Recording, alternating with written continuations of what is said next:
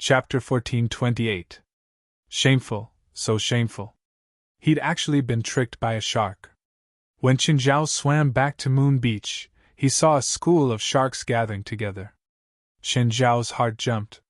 Theoretically, with Little Nine and Aman, two terrifying presences, these sharks shouldn't dare to come. But this school of sharks went back. Sharks didn't have the habit of staying at home. As long as the water was right and there was enough food, they could swim anywhere. Their natural tendency to avoid danger meant that once they discovered danger, they wouldn't appear in the same area again. However, this group of sharks continued to swim in the water. This was different from the habits of sharks. So, Qinzhao suspected that there was something here that attracted the sharks. Qinzhao dove into the water and followed the sharks. The leader of the sharks was a great white shark more than 7 meters long. Behind it was a group of sharks of different sizes and species. Usually, sharks of different species wouldn't stay together. Even sharks of the same species wouldn't stay together. Especially medium and large sharks. They were usually alone. But these sharks didn't attack or tear each other apart. Qinzhao followed far behind the sharks. At that moment, the sharks came to the cliff of a trench, and a cave appeared in front of them. The sharks dove into the cave, and Qinzhao followed right after. Qinzhao realized that the cave was very deep and rugged. Finally, they reached the deepest part of the cave. There was actually a shore in the deepest part of the cave. But there was a corpse on the shore. It wasn't a human corpse, but a demon's. When Qinzhao was about to approach, he realized that a force was blocking him outside. Small world. Demon territory? This demon territory came from the demon's corpse. Demon territories and small worlds repelled each other. The sharks weren't stopped. They charged at the demon's corpse and started tearing at it. So they'd been attracted by the demon's corpse. Could it be that the two-headed shark also devoured the demon's corpse and mutated?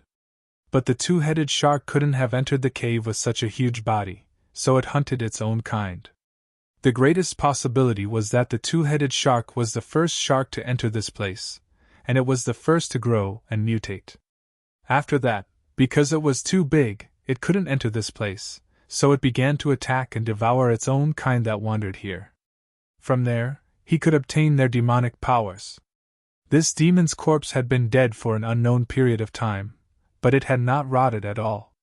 However, one of its arms had already been bitten into pieces. However, even the largest great white shark could only tear off a very small piece of meat when it tried to tear it apart. Qinzhao pressed forward. The demonic domain was very strong. It was even stronger than Qinzhao's small world. Perhaps the small world did not represent the full strength of the opponent, but the small world still determined the outcome of the battle to a large extent. This demon was already dead, so why did his demonic domain still exist? Normally, when a person died, everything would disappear, including the demonic domain. Qinzhao's heart skipped a beat. The modified version of the dazzling spell that the handsome guy had taught him could swallow other people's demonic domains. However, it could only swallow the demonic domain and small world obtained through external objects or tricks. If it was cultivated through one's own talent, it could not be swallowed. Qinzhao didn't know whether the demon had obtained the demonic domain through tricks or had cultivated it himself. Qinzhao started using dazzling spells. When magic arrays appeared one by one, the sharks discovered Qinzhao. However, their instinct was not to attack Qinzhao. Instead, they fled. Like children who had done something wrong, they scurried around the cave crazily. The exit was blocked by Qinzhao. Qinzhao's aura also made them fearful. Dazzling spells started to corrode the demonic domain. However, the speed was very slow. Last time, Qinzhao had used dazzling spells to corrode Kansmosa's demonic domain, and it had only taken a few hours. However, this demonic domain was many times slower than last time. It seemed that this demon's demonic domain was his own. It was not obtained through external force or tricks. In theory, one's own demonic domain or small world should not be swallowed. However, this demonic domain was a helpless one. The reason for its existence was still unknown. The master of the demonic domain was already dead, but it was still operating. This gave Qin Zhao the chance to devour it. Qin Zhao did not know the reason, but this was a rare opportunity. Qin Zhao planned to spend some time to completely absorb the demonic domain. Gradually, as Qin Zhao absorbed the demonic domain bit by bit, his small world started to expand. It was different from the last time when he absorbed Kans Mosa's demonic domain. It was completely incompatible with his own small world. This ownerless demonic domain was merging with his own small world and expanding further. Qin Zhao's demonic domain was filled with the power of water. The power of water was turning into magic power and merging into his body. This was the same feeling as when his small world absorbed the spiritual qi of the world and merged it into his body. However, this time, Qin Zhao was absorbing the magic power from the water. Qin Zhao guessed that it was because the demon's demonic domain absorbed the magic power from the water that it could continue. Because it was soaked in seawater, the seawater gave the demonic domain infinite magic power. Thus, the demonic domain was maintained passively and did not dissipate with the death of its master. As Qin Zhao continuously devoured the demonic domain, it expanded. The original diameter of the small world was more than 30 meters. Now, it had expanded to more than 40 meters and was still expanding. This demon's demonic domain was much larger than Qin Zhao's small world. Just then, a voice sounded from Qin Dao's earpiece. "Darling, where did you go? Do you need to prepare dinner tonight?" "I'm nearby," Qin Zhao said. "I'm dealing with the shark problem." "Oh. Do you need me to prepare dinner for you?" "No," Qin Zhao said. "I think I can only go back after midnight." Qin Zhao did not want to give up halfway. He wanted to absorb and transform the demonic domain in one go. He was also familiarizing himself with the demonic domain's characteristics. Qin Zhao's heart jumped. Vortex! A whirlpool with a diameter of 3 to 4 meters appeared around the great white shark's body, binding the great white shark. Please remember this book's domain name, 9 Heavens Divine Emperor Mobile Version. Chapter 1429. Qin Zhao's small world could allow him to fly. Although he could only fly at a height of around 100 meters. This demon territory could allow Qin Zhao to control water flow. Rather than calling it a demon territory, it was more like a deep-sea territory. As Qin Zhao devoured and transformed, the deep-sea territory and the small world kept merging. The deep-sea territory was unable to resist Qin Zhao's devouring. The devouring speed became faster and faster. It was much faster than he had expected. Qin Zhao used almost 10 hours to complete the deep-sea domain and merge it with the small world. The small world had a diameter of 100 meters. This was a big gain for Qin Zhao. Putting aside the functions of the merged deep-sea territory, just the area covered by the small world increased, so did Qin Zhao's magic power. Qin Zhao glanced at the sharks that he tortured. He didn't kill them. Instead, he tossed them out of the cave. Qin Zhao went to the demon's side. As the demon territory disappeared, the demon's body was rotting at an alarming rate. Qin Zhao understood that the demon territory and the demon's corpse had a mutually reinforcing relationship. The demon territory maintained the demon's corpse, while the demon's corpse maintained the demon territory. Once this balance was broken, both sides might collapse. Now that the demon territory had been taken by Qin Zhao, the demon's corpse also lost the support of magic.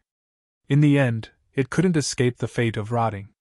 In the end, only the skeleton was left. Qin Zhao put it away and went to the shore of the cave. A black trident stabbed into the rock. Qin Zhao pulled it out. It was so heavy. This trident probably weighed dozens of tons, right? Ha! Is this Poseidon's trident? Qin Zhao sent magic power into the trident. Instantly, the surrounding seawater started boiling. Qin Zhao felt that the black trident seemed to resonate with his magic power. This thing is not bad as my weapon. It's heavy enough and can control seawater. It looks like the legendary Poseidon's trident. But in the legends, Poseidon's trident was golden, while this trident was black. Moreover, the legendary Poseidon's weapon could split the sea. This black trident definitely didn't have that ability. This demon must have specially made this black trident for his own demon territory. Perhaps he'd studied Poseidon's trident. Qin Zhao came out of the cave. The sharks of different sizes were still outside the cave and hadn't left yet. However, Qin Zhao didn't feel any hostility from them. A few sharks circled around him. "Go away! Go away, or I'll kill you!" Qin Zhao suddenly realized that he wouldn't get water even if he spoke in the water. The sharks were so scared that they ran more than 10 meters away, but after a few seconds they turned back. They didn't dare to approach Qin Zhao, but they didn't want to leave either. They only dared to watch from afar. Was it because of his deep-sea domain? Qin Zhao took out a demon bone and tossed it to the biggest great white shark.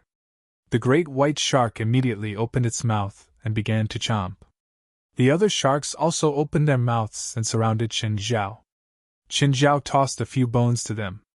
"Come here," Qin Zhao ordered. A few sharks swam to his side. In fact, the intelligence of sharks was not low. In the sea, the intelligence of sharks was second only to that of killer whales. But most of the time, they were driven by their appetite. Qin Zhao took out a few bottles of wisdom potion and tossed them to the 5 sharks. They bit through the bottle and swallowed the potion. "Without my order, don't hurt any humans," Qin Zhao ordered. "If you understand, nod." The 5 sharks actually nodded at Qin Zhao, although nodding was a very difficult action for them. After all, sharks didn't have necks, but they still moved their heads up and down. There were 5 sharks before him. One was a 7-meter great white shark, and one was more than 5 meters long. The other 3 belonged to a small group. They were 3 rat sharks. The big one was more than 3 meters long, while the small 2 weren't even 2 meters. "Go chase the other sharks away." Qin Zhao had a plan. He would have them act as guards here and patrol the nearby waters. After all, it wasn't easy for Amon to come to some shallow waters. Amon was more than 100 meters long and 15 meters tall now, so he couldn't move around in some shallow waters. With these 5 shark guards, they could be the patrol team here. Plus, the demon's corpse had disappeared, so it wouldn't attract sharks anymore. Qin Zhao didn't plan on getting more shark guards either. After all, if there were too many sharks, it would destroy the ecology of this area. Qin Zhao still liked the natural environment. At the same time, he could ensure the safety of his family. Just then, the 5 sharks suddenly grew nervous. A black shadow loomed over them. The 3 rat sharks were the most cowardly. They turned and fled immediately. The great white shark and the bull shark stared at the black shadow nervously. Without Qin Zhao's order, they didn't flee. On the other hand, Qin Zhao controlled the water flow and pulled the 3 rat sharks back. "Come back! They're not enemies." Qin Zhao saw that Little Nine had returned. "Little Nine, do you see them? From now on, the 5 of them will be your underlings. Protect them." Little Nine saw the 5 sharks. His 9 heads glowed fiercely. If Qin Zhao wasn't beside them, he probably would have attacked already. The 5 sharks were all very nervous. Thankfully, Little Nine was much smarter than them. After receiving Qin Zhao's order, he only threatened the 5 sharks a little. "From now on, you're the 5 tiger generals." Qin Zhao playfully gave them a name. "You're Guan Yu." Qin Zhao pointed at the great white shark and then at the bull shark. "You're Zhang Fei, you're Ma Chao, you're Huang Zhong, you're Zhao Yun." Qin Zhao named them the 5 tiger generals according to their size, from oldest to youngest. Qin Zhao couldn't recognize them just based on appearance, especially the 3 identical rat sharks. They all had shifty eyes, so he could only distinguish them based on size. "Follow Little Nine and patrol our territory. If you encounter other sharks, either bite and eat them or chase them away." With Little Nine leading the way, they didn't have to be afraid even if they encountered the mutated 2-headed shark. Little Nine was enough to deal with the 2-headed shark. Now that the demon's corpse had disappeared, the 2-headed shark might not come to this area again. The 5 tiger generals were all like wolves and tigers. They completely treated themselves as Chen Zhao's loyal dogs and followed his orders obediently. In the blink of an eye, they disappeared before Chen Zhao's eyes. Please remember this book's domain name, mobile version. Chapter 1430. Chen Zhao rubbed Fei Lai and lay in the movie theater on the second floor, watching the finished movie that Steven had sent over. Although Steven's new movie had not been released yet, the post-production special effects and editing had already been completed. Outside the floor-to-ceiling windows was the vast starry sky, and below was the vast, undulating sea. However, the soundproofing effect of the floor-to-ceiling windows was very good, and the sound of the tides outside could not be heard at all. Darling, when are we going to look for Treasure Island? Fei Lai wanted to fulfill this wish before she went to work. She wanted to go on an adventure at sea. Chen Zhao scratched his forehead. After Jerlin's birthday. Before that, let's buy a yacht together. Oh, okay. After watching the movie, he deleted it from the hard drive. The movie hadn't been released yet. Even if it was at home, it wouldn't leak out. Chen Zhao didn't want to take the risk either. It was better to be safe than sorry. The next day, Chen Zhao received a call from O'Frelurby. Mr. Chen, do you have time to come to the North Beach Pier? Our company has mobilized a few yachts from other cities. Please take a look and see if you are satisfied with any of them. The North Beach Pier had another name, the Yacht Pier. Generally, for large yacht transactions, the yacht company would mobilize yachts from other cities to the customer's city according to the customer's needs, and provide the customer with a tour in choice. If the customer was not satisfied, the yacht company would change another batch. Of course, if it was just a small or medium-sized yacht that costs 1 or 2 million USD, the yacht company would only show the customer the model and photos. Only after the customer had chosen the yacht would the real thing be delivered to the city. Sure, I'll go over now. After hanging up, he asked, Fei Lai, do you want to go see the yacht? Sure. Fei Lai was quite free at home, so she decided to go look at the yacht and help Chen Zhao choose. Of course, the two of them had to bring little Jerlin and little Larissa along when they went out. When they arrived at the pier, it was filled with yachts of various sizes. Many private yachts were docked here. There were also many yacht companies that had rented some berths. And there would be 1 or 2 yacht fairs here every week. Every year, there would be 3 or 4 international yacht exhibitions. Even when walking around, a few salesmen would come over and ask if they wanted a yacht. There were brand new yachts and second-hand yachts. The United States had a lot of yachts. It could be said that half of the yachts in the world were in the United States. As the largest yacht market, the Americans' affection for yachts was similar to that for cars. Moreover, a consumer yacht was the same as a car. Once you got bored of it, you could sell it and buy another one. As a result, the yacht market was booming. Just this yacht dock alone had a flow of over 100 million every month.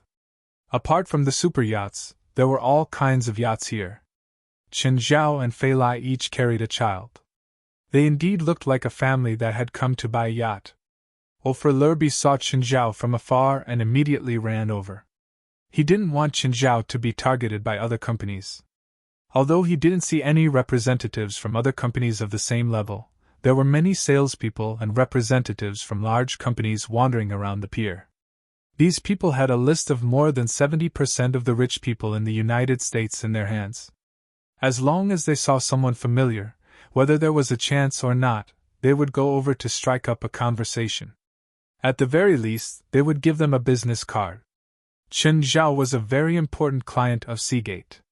In fact, he could be said to be the most important client for the next 3 years. Mr. Chen. O'Frelurby quickly ran to Chen Zhao. Is this beautiful lady your wife? Yes. Chen Zhao nodded. These 2 little princesses are your daughters, right? O'Frelurby asked. Yes. This way, please. I also have 2 daughters. O'Frelurby knew how to get close to clients. As they walked, he chatted with Chen Zhao. But my eldest daughter is already in college. Do you know how I felt when I heard that she found a boyfriend in college? I've thought about it too, Chen Zhao said. I think I'll kill that guy. The conversation between the two fathers was endless. Ofra Lurby also played to Qin Zhao's liking and kept talking about daughters. Mr. Chen, Ms. Fei Lai, there's a row here. 6 yachts are produced by our company. Each one is unique. Ofra Lurby pointed at a row. The 6 yachts were all large and about the same size. How about we board this yacht first? Sure. Qin Zhao and Fei Lai carried the child onto the yacht. Little Jerlin immediately wanted to get out of Qin Zhao's arms. Qin Zhao put Jerlin down, and she started running around on the yacht. Ofra Lurby followed Qin Zhao and Fei Lai, introducing the yacht's various data and prices. After a few minutes, Jerlin ran back to Qin Zhao, panting. Daddy, hug? Qin Zhao picked up little Jerlin. Tired? Yes. Do you like this boat? Qin Zhao asked. No, Jerlin said, shaking her head. It's not as big as our original boat. Ofra Lurby's heart skipped a beat. It seemed that this family didn't like boats. However, the yacht under their feet wasn't small anymore. It was 165 feet long, with a maximum range of 3,000 nautical miles and a maximum cruising speed of 25 knots per hour. Qin Zhao looked at Ofra Lurby. I don't like this yacht either. I like a yacht that can be operated by a few people. It's best if it's highly automated. Of course. Smiling, Ofra Lurby said. It's my oversight. The 5 yachts behind can all be operated by one person. They're 80% automated. Bring us to the last yacht, Qin Zhao said. I like the big one. Because the last yacht was the largest of the 6, Qin Zhao was more inclined to it. Of course. Ofra Lurby nodded. But the price of the yacht, it's fine, Qin Zhao said. If I like it, I'll buy it. Ofra Lurby was a bit excited. The last yacht was already a super yacht. Seagate only had one ready-made super yacht right now. It could be considered the company's face. Mr. Qin, this yacht is called Hydra. Huh? Why is it called that? Is it ordered by some evil organization? Haha. Of course not. Ofra Lurby laughed. It's because this yacht uses a 9-cylinder engine. The 9-cylinder engine has the largest and highest power among all the engines of the same specifications. Chapter 1431. Ofra Lurby's words were very fancy, but Qin Zhao didn't understand, not at all. Qin Zhao didn't know much about these things, so he didn't understand these professional terms. Will my custom-made yacht be a 9-cylinder model? No. Ofra Lurby shook his head. Mr. Qin, we plan to use a 24-cylinder super engine for your yacht, but we'll have to ask the German IFX company to customize it. It'll cost an estimated $80 million to develop. Qin Zhao was speechless. An engine was worth $80 million. One could imagine how much the entire yacht would cost. An engine costs that much too? We only have the technology right now, and it's in the hands of the German IFX company. We don't have a finished product yet, so we have to turn the technology into a product. At the same time, we have to design and modify it according to our specifications. It's a very big project, so the 24-cylinder engine isn't expensive. To put it bluntly, this engine technology wasn't suitable for most machines. Mass production was impossible. If the IFX company wanted to recover their costs, they could only raise the price and use custom-made services. But the design isn't out yet. Mr. Qin, let's talk about the yacht first. Okay, please continue. This yacht is called Hydra. It's 298 feet long and has a maximum height of 124 feet. It has a top speed of 45 knots per hour and a maximum range of 6,000 nautical miles. It has 21 bedrooms, 2 dining rooms, 1 entertainment room, 1 cinema, 1 30 by 30 swimming pool, and 2 helipads. Oh right, if Mr. Qin wants to buy this yacht, we'll give you an FB-99 helicopter. How much is the yacht? $88 million. Qin Zhao looked at Fei Lai. She quite liked the yacht too. Can we go to the restaurant for a bit? Fei Lai asked. On one hand, she felt that the yacht was really nice, but it wasn't cheap. At least, it was much higher than Chenjiao's budget. However, this yacht was much bigger than their first yacht, Feilai. It was also called Hydra. Feilai felt that this yacht was fated with their family. Of course. Orf Lobier obviously didn't think that such a big deal could be settled with just a few words. Even if Chenjiao didn't buy it in the end, he couldn't complain. The yacht was like a castle on the sea. It was between a large yacht and a super yacht. In Chenjiao's eyes, this yacht was already very luxurious. If it was a super yacht, who knew how luxurious it would be? What's that opening for? That's where the speedboat is stored. As long as the yacht is docked there, the automatic machinery inside will pull the yacht in. O'Furlerby continued. This yacht has fully automated navigation and navigation capabilities, and it can automatically check for malfunctions. In theory, one person can completely steer this yacht. In addition, the yacht is also equipped with a freshwater processor. In theory, as long as the freshwater processor is still working, the people on the yacht can survive even if they drift at sea for a year. O'Furlerby's theory meant that the passengers on the yacht could catch fish from the sea to eat. That was why he said it was a theoretical possibility. In reality, it was impossible. Even if they could catch enough fish to fill their stomachs, relying on sea fish alone was not enough to provide all the nutrients the human body needed. Of course, O'Furlerby was only stating a possibility, and he was also stating the superiority of the yacht. I really like this yacht. Feilai, what do you think? If you think it's okay, then buy it. O'Furlerby's heart almost jumped out. He thought that Chenjiao would need a few more days to consider. He did not think that Chenjiao would make the decision so easily. This wasn't a small deal. Dad, why don't you ask me if I like it? Jerlyn crossed her two short arms in front of her chest unhappily. O'Furlerby cursed inwardly. He had almost forgotten about this little girl. He had been talking too much with Chenjiao and Feilai and had forgotten about this little girl. Jerlyn, what do you think about this yacht? I like it too. Jerlyn did not need the right to decide. She only wanted to be respected. Even though she was only 1 year old, she still cared about this. Only when she was involved in the family's decisions would she feel important. Okay, then Mr. Ofer, if you can remove the small change, I think I can pay now. O'Furlerby didn't hesitate much. $88 million. Even if it was a fraction, it was within his power to make the decision. Of course, Mr. Chen. I'm glad that you like this yacht. O'Furlerby suppressed the joy in his heart. How do you plan to pay? Cash in full, Chenjiao said. O'Furlerby sucked in a breath of cold air. $80 million in one go. Even the super-rich might not be able to take out so much money in such a short time. Then, Chenjiao had Feilai and Jerlyn stay on the yacht while he and O'Furlerby went to sign the contract and pay. Half an hour later, O'Furlerby shook hands with Chenjiao. Mr. Chen, Hydra belongs to you now. Thank you? I should be the one saying thank you, O'Furlerby said. Is there anything else I can do for you? Help me fill up the yacht and send it to my house. Of course. O'Furlerby also wanted to use this opportunity to visit Chenjiao at his house and get closer to him. Chenjiao was a super client of his company. Just Chenjiao's identity as a super-rich was enough for him to rope him in. After all, every super tycoon had a huge network of connections. Stephen was the one who had introduced Chenjiao to him. This is my address. We'll be leaving now. Okay, goodbye. I'll send the yacht tomorrow.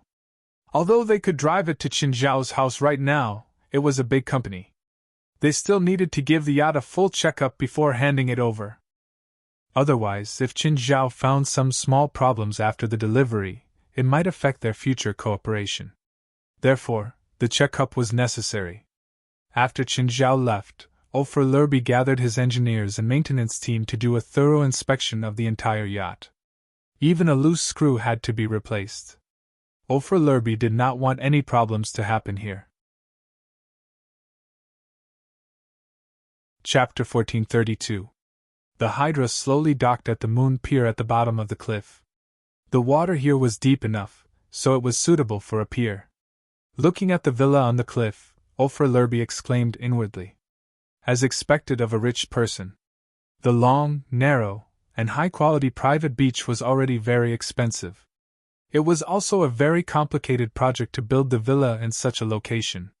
It wasn't that Ulfr Lurby hadn't met rich people before. In fact, he couldn't even count the number of rich people he met.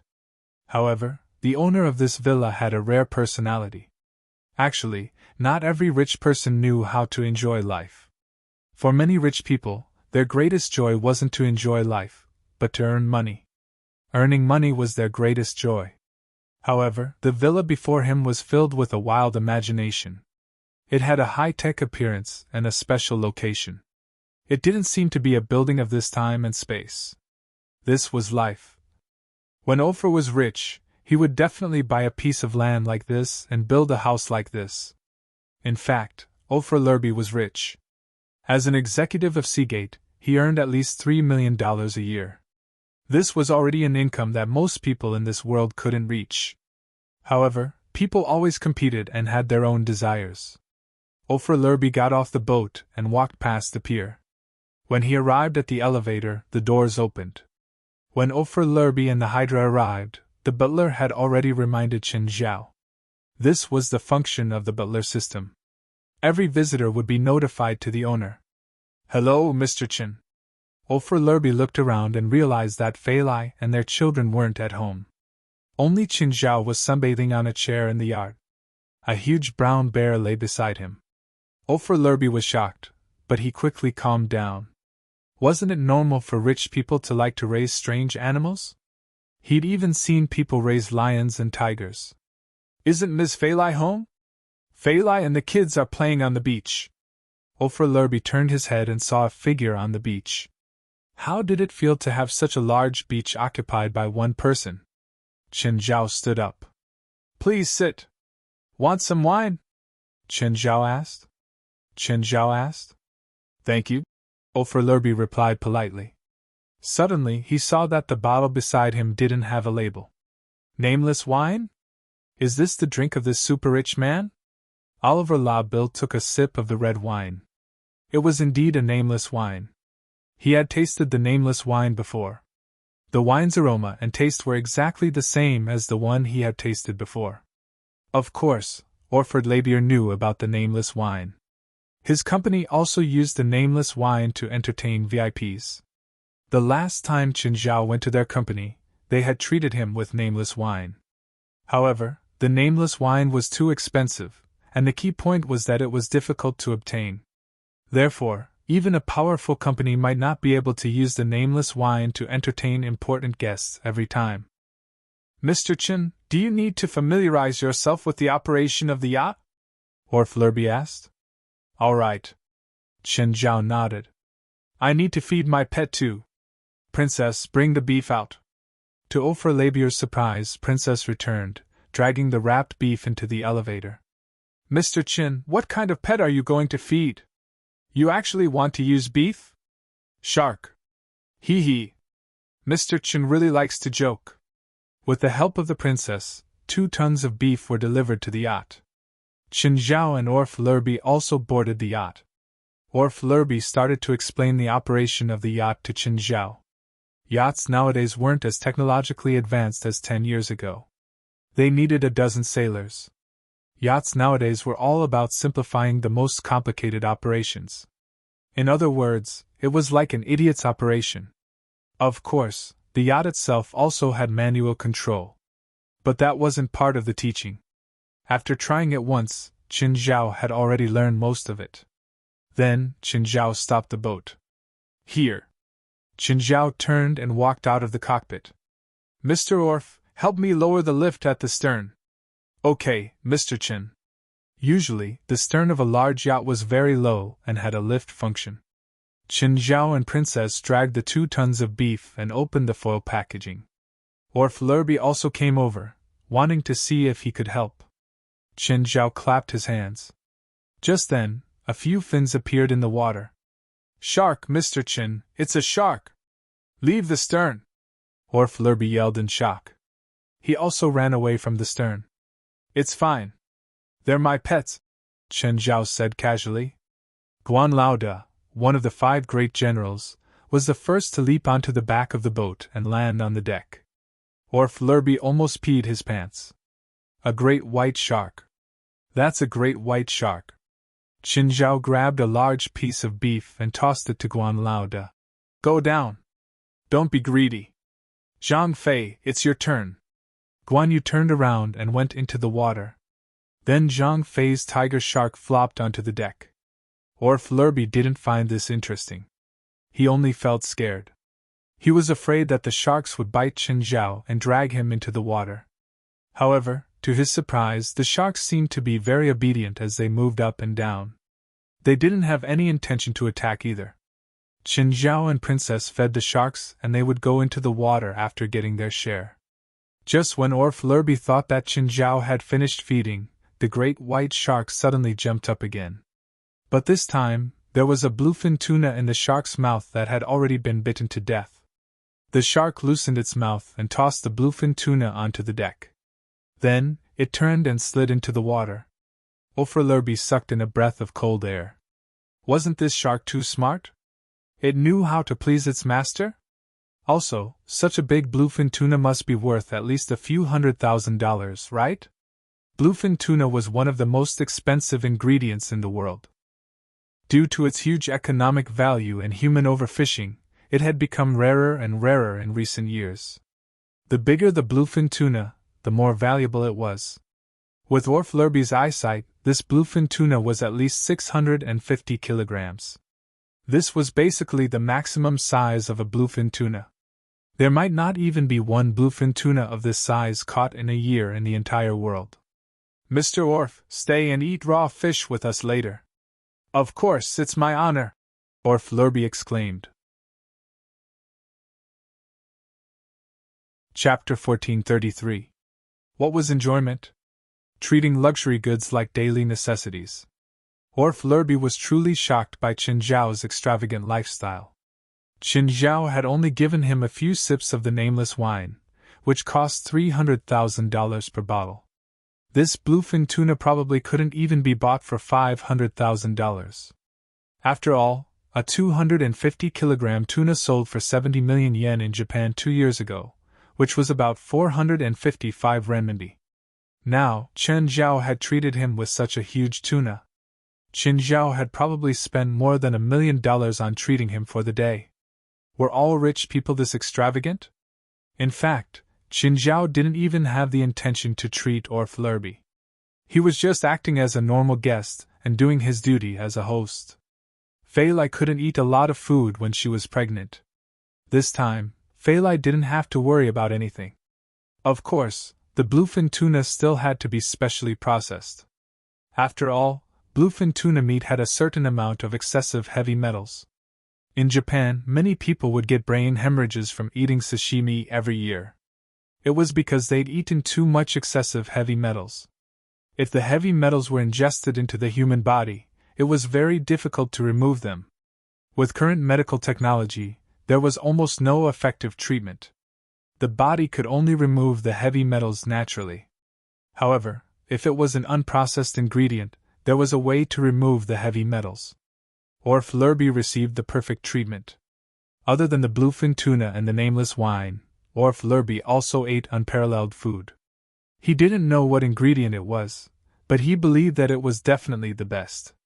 After all, even bluefin tuna sashimi couldn't compare to the taste.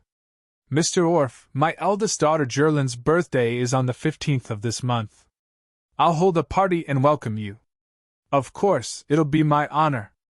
Under the setting sun, the scenery on the sea was extremely beautiful. There were also girls laughing and running under the setting sun. They were all so enviable. This was life. Only with money could one obtain such a beautiful life. Orf Lurby didn't disturb Qin Zhao too much. After dinner, the car arrived to pick him up. Orf Lurby left reluctantly. Qin Zhao called Giret. Hey Giret, it's me. Qin, what's up? Giret had a good impression of Qin Zhao. It was mainly because Qin Zhao had kept his word. In their previous 2 collaborations, Qin Zhao had brought her huge benefits. Moreover, he didn't take advantage of Qin Zhao, so Guret was looking forward to working with him again. My daughter's birthday is on the 15th of this month. Do you want to come? Of course. Gulai thought about it. He had nothing to do anyway. Oh, one more thing, Qin Zhao said. What is it? What do you know about Treasure Island? Gulai's eyes widened abruptly. You want to find the legendary Treasure Island? Yes. Before the 15th, I will help you collect all the information about Treasure Island. I guarantee that it will be the most comprehensive information in the world. The premise is that if we can find Treasure Island, I want a share of it. Sure. Since Qin Zhao had called, he was prepared to work with Guret. Qin Zhao had also tried to find information about the island himself. But after trying, he realized that he was too naive. Even professional explorers and pirates might not be able to find information about Treasure Island, let alone a layman like Qin Zhao. Therefore, Qin Zhao had to seek help from a professional. Guret was the professional. Qin Zhao actually didn't have many requirements for this expedition. First, he had to ensure Feilai's safety, not to mention the island. Okay, I'll wait for your good news. Since they had an agreement, Guret naturally started moving too. She already had some understanding of Qin Zhao from their previous 2 collaborations. As long as both parties could do their jobs and keep their promises, Qin Zhao would definitely follow them. Tonight, Qin Zhao didn't accompany Feilai. Instead, he entered the river map. Old Turtle, it's my daughter's birthday. Shouldn't you do something? There's still a few decades. Old Turtle said disapprovingly. What's the rush? For Qin Zhao, it was only a dozen days, but for Old Turtle, who was in the river map, there were still decades. Old Turtle, give me another internal alchemy. It'll be Jerlin's birthday present. Do you want it or your daughter? Old Turtle rolled his eyes. Clearly, Qin Zhao wanted it himself. That's what I want. Qin Zhao didn't feel embarrassed at all. Then you can have this. It's Jerlin's birthday.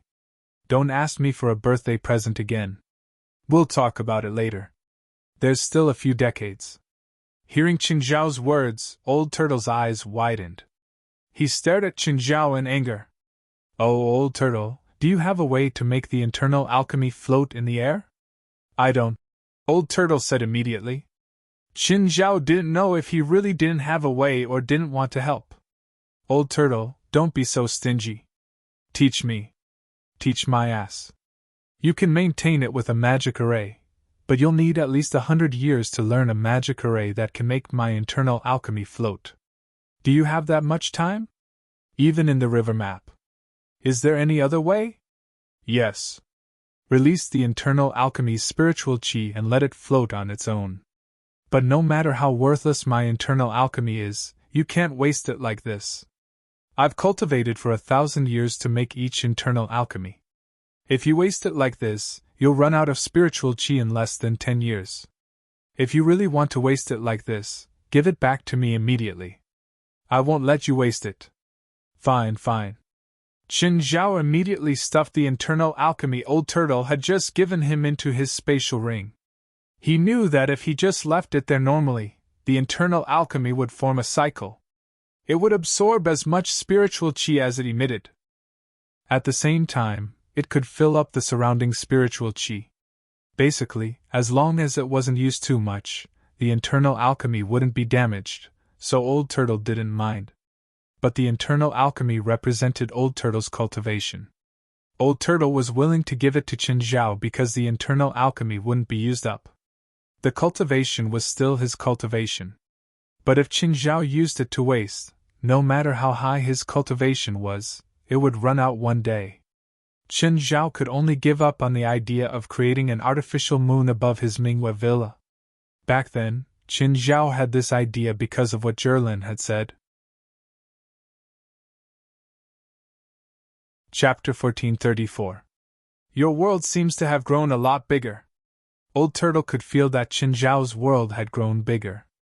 However, he didn't feel any other changes. Apart from those that could cause strange phenomena, Qin Zhao's world that couldn't be seen could only be judged by perception. If Qin Zhao hadn't done anything, even the extremely powerful Old Turtle wouldn't have known about the changes in his world. That was why he thought that Qinzhao's world had changed so much, because he'd been cultivating hard. Qinzhao didn't know what Old Turtle was thinking.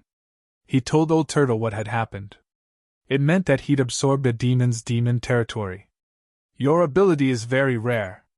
Old Turtle looked at Qinzhao. It was similar to the Dark North divine art in wuxia novels. However, there definitely wouldn't be many worlds for Qinzhao to absorb. After all, how many people in the modern world could reach this state? They could be counted on one hand. Do you remember the simplified version of the clone I taught you? Yes, why? How could Qinzhao forget? After all, the clone was one of his ultimate skills. Qinzhao often used it when fighting enemies. With your current cultivation, you can cultivate the regular version of the clone. Qinzhao's eyes brightened. That means I don't have to create 12 naked men every time I use it? Qinzhao didn't have high requirements for combat power, but the problem was that it was 12 naked men every time he used it. What the hell was that? First, you have to be clear, Old Turtle explained. Using a clone will consume a large amount of your spiritual power, which will greatly decrease your strength. Qinzhao's heart jumped. He vaguely grasped the key point. You got it? So, unless I can recover my spiritual power quickly, I shouldn't use the clone? That's right. Old Turtle nodded. That's why I didn't teach you, even though you could already use the real avatar. If you use it in an important battle and you run out of energy, then once the avatar is defeated, you'll be a piece of meat on the enemy's chopping board, waiting to be slaughtered. Then, what's the difference between the real clone and the simplified version I'm using now? First of all, there's the difference in strength. Your avatar can use all the spells and abilities you know. Can I use a doppelganger? Qinzhao asked. Sure. Old Turtle nodded. If you use your body double to create a clone with the same strength as you, he can also use the same body double. He also has a small world? No, you don't have a pocket world, Old Turtle said. The pocket world was created by your main body, so you can't use it. In that case, apart from the small world, the doppelganger can use any spells, including the external incarnation? In other words, I can be like you and continuously create avatars without limit? That's right in principle, but that's not the case in reality. No one can create an unlimited number of them. Why can't it be infinite? Because spiritual power can't appear out of thin air. The spells used by the doppelganger also extract spiritual power from you. When your spiritual power is sent to the doppelganger will be partially consumed. The doppelganger will then send it to its own doppelganger, and the spiritual power will be consumed again. This cycle repeats. Every time a doppelganger is created, the amount of spiritual power you need to consume will increase. How many times do you think you can maintain this? Then how can you create so many doppelganger? Qinzhao had seen Old Turtle create hundreds of thousands of doppelgangers. Stupid. I can create 100 doppelgangers at once, then 100 doppelgangers create 100 more doppelgangers, and 100 more doppelgangers create 100 more doppelgangers. That's 1,000,000. If I use all my strength, I can create a few more doppelgangers. That's more than the population of Earth. Qinzhao was completely speechless. This wasn't just a difference in quality, but also in quantity. If you teach me the real external incarnation chant, I think I can also create tens of thousands of clones. Old Turtle rolled his eyes. I'm guessing you can have more than 8. That's impossible. I could create 12 doppelgangers before. How can I have fewer practicing the real version? I taught you the simplified version because your cultivation wasn't high enough, so the doppelgangers you created were also 12 weak chickens. In reality, the real body double's consumption is many times greater than the simplified version. Let's not talk so much. Teach me first. Qinzhao was defeated by Old Turtle. It was the same spell, but why was there such a huge difference? Old Turtle could create more doppelgangers than the population of the world, but Qinzhao couldn't even reach a single digit? Wasn't this too cruel? The real body double mantra was much more complicated than the simplified version. Just memorizing the mantra took Qin Zhao more than 10 days. All he said was cultivation and practice. Transform. Qin Zhao quickly made a hand seal. Whoosh, a figure appeared beside Qin Zhao. It looked exactly like Qin Zhao. No, this body double doesn't even have 10% of your strength. Plus, you used 2 seconds to cast the spell. Old Turtle pointed his finger and killed the clone. Qin Zhao screamed. The body double was a doppelganger, but they shared Qin Zhao's senses. They wouldn't kill Qin Zhao after killing the doppelganger, but they shared pain. Continue. Old Turtle shouted. Transform. Qin Zhao cast again. Old Turtle pointed again. Same problem as before. No improvement. Whoosh. Still no change. Still no change. Casting speed is faster, but it's still not enough. No change. No change. 10 times, 20 times, 30 times, 40 times. Finally, Qin Zhao could increase his casting speed to less than 1 second. I'll demonstrate it for you. Watch carefully. Old Turtle shouted. In an instant, 1 became 2, 2 became 4, 4 became 8, 8 became 16. The entire process took less than 1 second.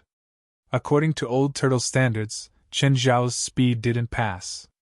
Continue practicing. Prepare enough spiritual power and release it the moment you cast. Continue. No, continue. No, continue, not bad. This time, this doppelganger has 50% of your strength, but it's not at the same level as your real body. Plus, your casting speed has clearly slowed down. Continue. Please remember this book's domain name. Mobile version. Chapter 1435. 1695 times. Change, change, change. In an instant, 1 became 2, 2 became 4. But when 2 became 4, Qin Zhao's mana clearly couldn't keep up. When 2 became 4, the 4 clones were much weaker. No, are these 4 just decorations? How weak are they? 1999 times. Too slow.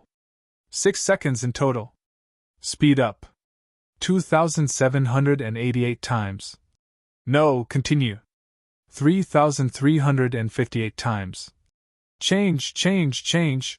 Finally, Qin Zhao completed 2 rounds of clones in 1 second. 1 became 2, 2 became 4. Including the original, there were 7. Qin Zhao wanted to break through the 8 Old Turtle had mentioned, but he couldn't do anything if he kept changing. If he wanted to double his base of 4, he would need to double his mana value.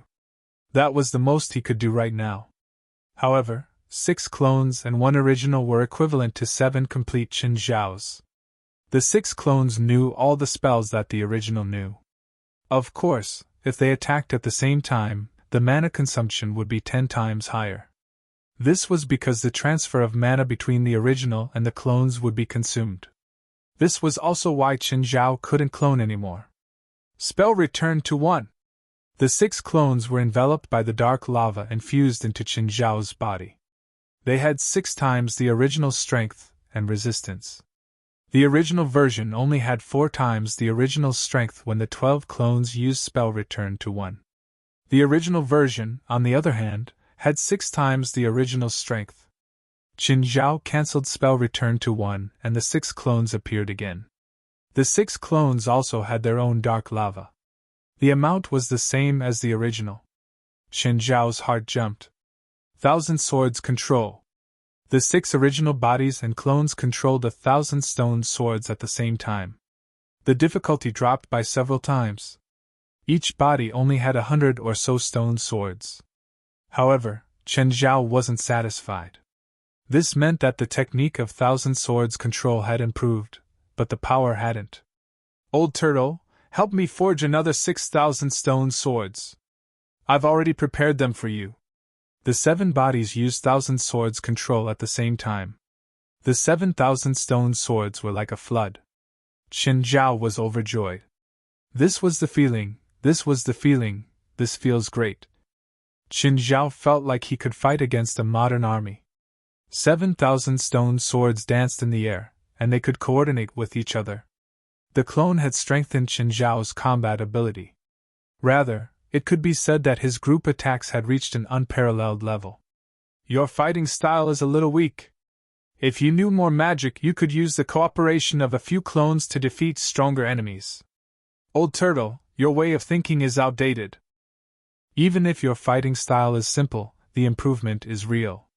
It was just like the famous 5 Fireball God sect in the online game mode that he had played in school. Even if it was the simplest fireball technique, multiplied by 5 times, it would still be able to kill anything in its way.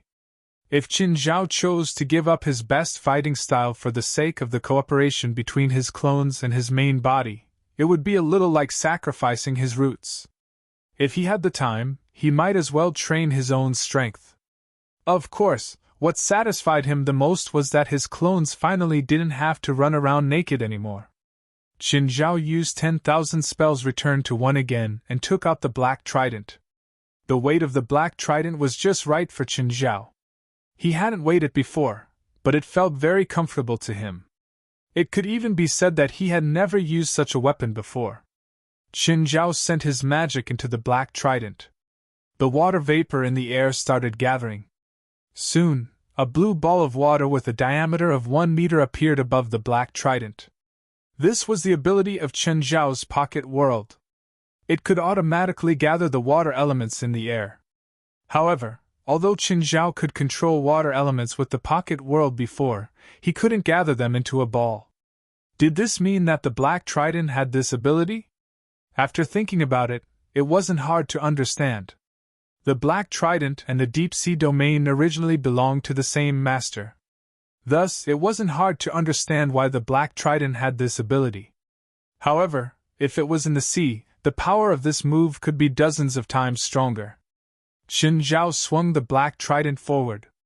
The water ball spun at high speed and flew forward. As the water ball spun, it constantly shot out water droplets. Each water droplet was as lethal as a bullet. Qin Zhao had an idea. He jogged to the river. Another water ball was formed. This time, the diameter was many times larger than before. He swung the black trident forward and the water ball spun rapidly again. This time, it was even more powerful. The water droplets shot out in all directions. Qin Zhao frowned.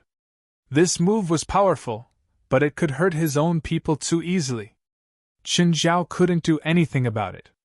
The water droplets shot out completely based on inertia. Their biggest feature was that they were densely packed and couldn't be aimed. It couldn't be like West's field of slowness, which could be controlled by West consciously so that his companions wouldn't be affected. There's a curse on your weapon. Surprise appeared in Old Turtle's eyes. Why didn't you get rid of the curse? What curse? I didn't notice. I feel like it's very smooth. This isn't your weapon, right? No, it's from the previous owner of the deep sea domain. I picked it up for free. Oh, I see. Old Turtle nodded. The previous owner must have left a curse on it before he died. If you don't get rid of the curse, you can't pick up the weapon. Can't pick up the weapon? Qin Zhao was shocked. But, why can I pick it up? Nonsense. Even spells have their limits. The so-called being unable to lift it is only applicable to ordinary people. If ordinary people haven't broken the spell on this weapon, of course, they won't be able to lift it, let alone use it. Qin Zhao was enlightened. So that's why. Qin Zhao had thought that the demon from before was the same type as him, a strength-enhancing demon that needed such a heavy weapon. It turned out that the black trident was so heavy because of the spell. Do you want me to get rid of the curse? Old Turtle asked. It's not hard.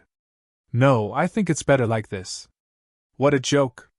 If he got rid of the curse, the weapon would lose its weight and become useless to Qin Zhao. It would become a magic ritual implement. Although it could amplify water spells, to Qin Zhao, it would lose its most important close combat function. Please remember this book's domain name, 9 Heavens Divine Emperor Mobile Version. Chapter 1436. The next day, Qin Zhao went to the headquarters early in the morning. He planned to challenge the 8th level of the Tower of Trials. Last time was Chen Zhao's first failure. But that wasn't a true failure. In fact, it wasn't completely impossible for him to pass the 8th level. The strongest move of the frenzied ocean demons on the 8th level was to combine thousands of them into one move. But this move had a fatal flaw. It was ineffective against people who were flying. After all, the waves that the frenzied ocean demons could create were at most 100 meters in the sky. If Qin Zhao flew directly into the sky, the frenzied ocean demons wouldn't be able to do anything to him. Qin Zhao could totally avoid the first wave of attacks and then counterattack. The reason why he hadn't used other methods was mainly because of his obsession. Some things couldn't be avoided. If he encountered a situation that he had to face, he wouldn't even have the power to escape. For example, if his family was behind the waves, could he still escape? Qin Zhao hoped that no matter what problem he faced, he wouldn't just choose to escape. Qin Zhao greeted the people from the headquarters and entered the Tower of Trials. "President, you're probably here to pass the 8th level, right?" Judging from his expression, he's clearly prepared. "Sigh. When can I pass the first level?" Patya said in despair.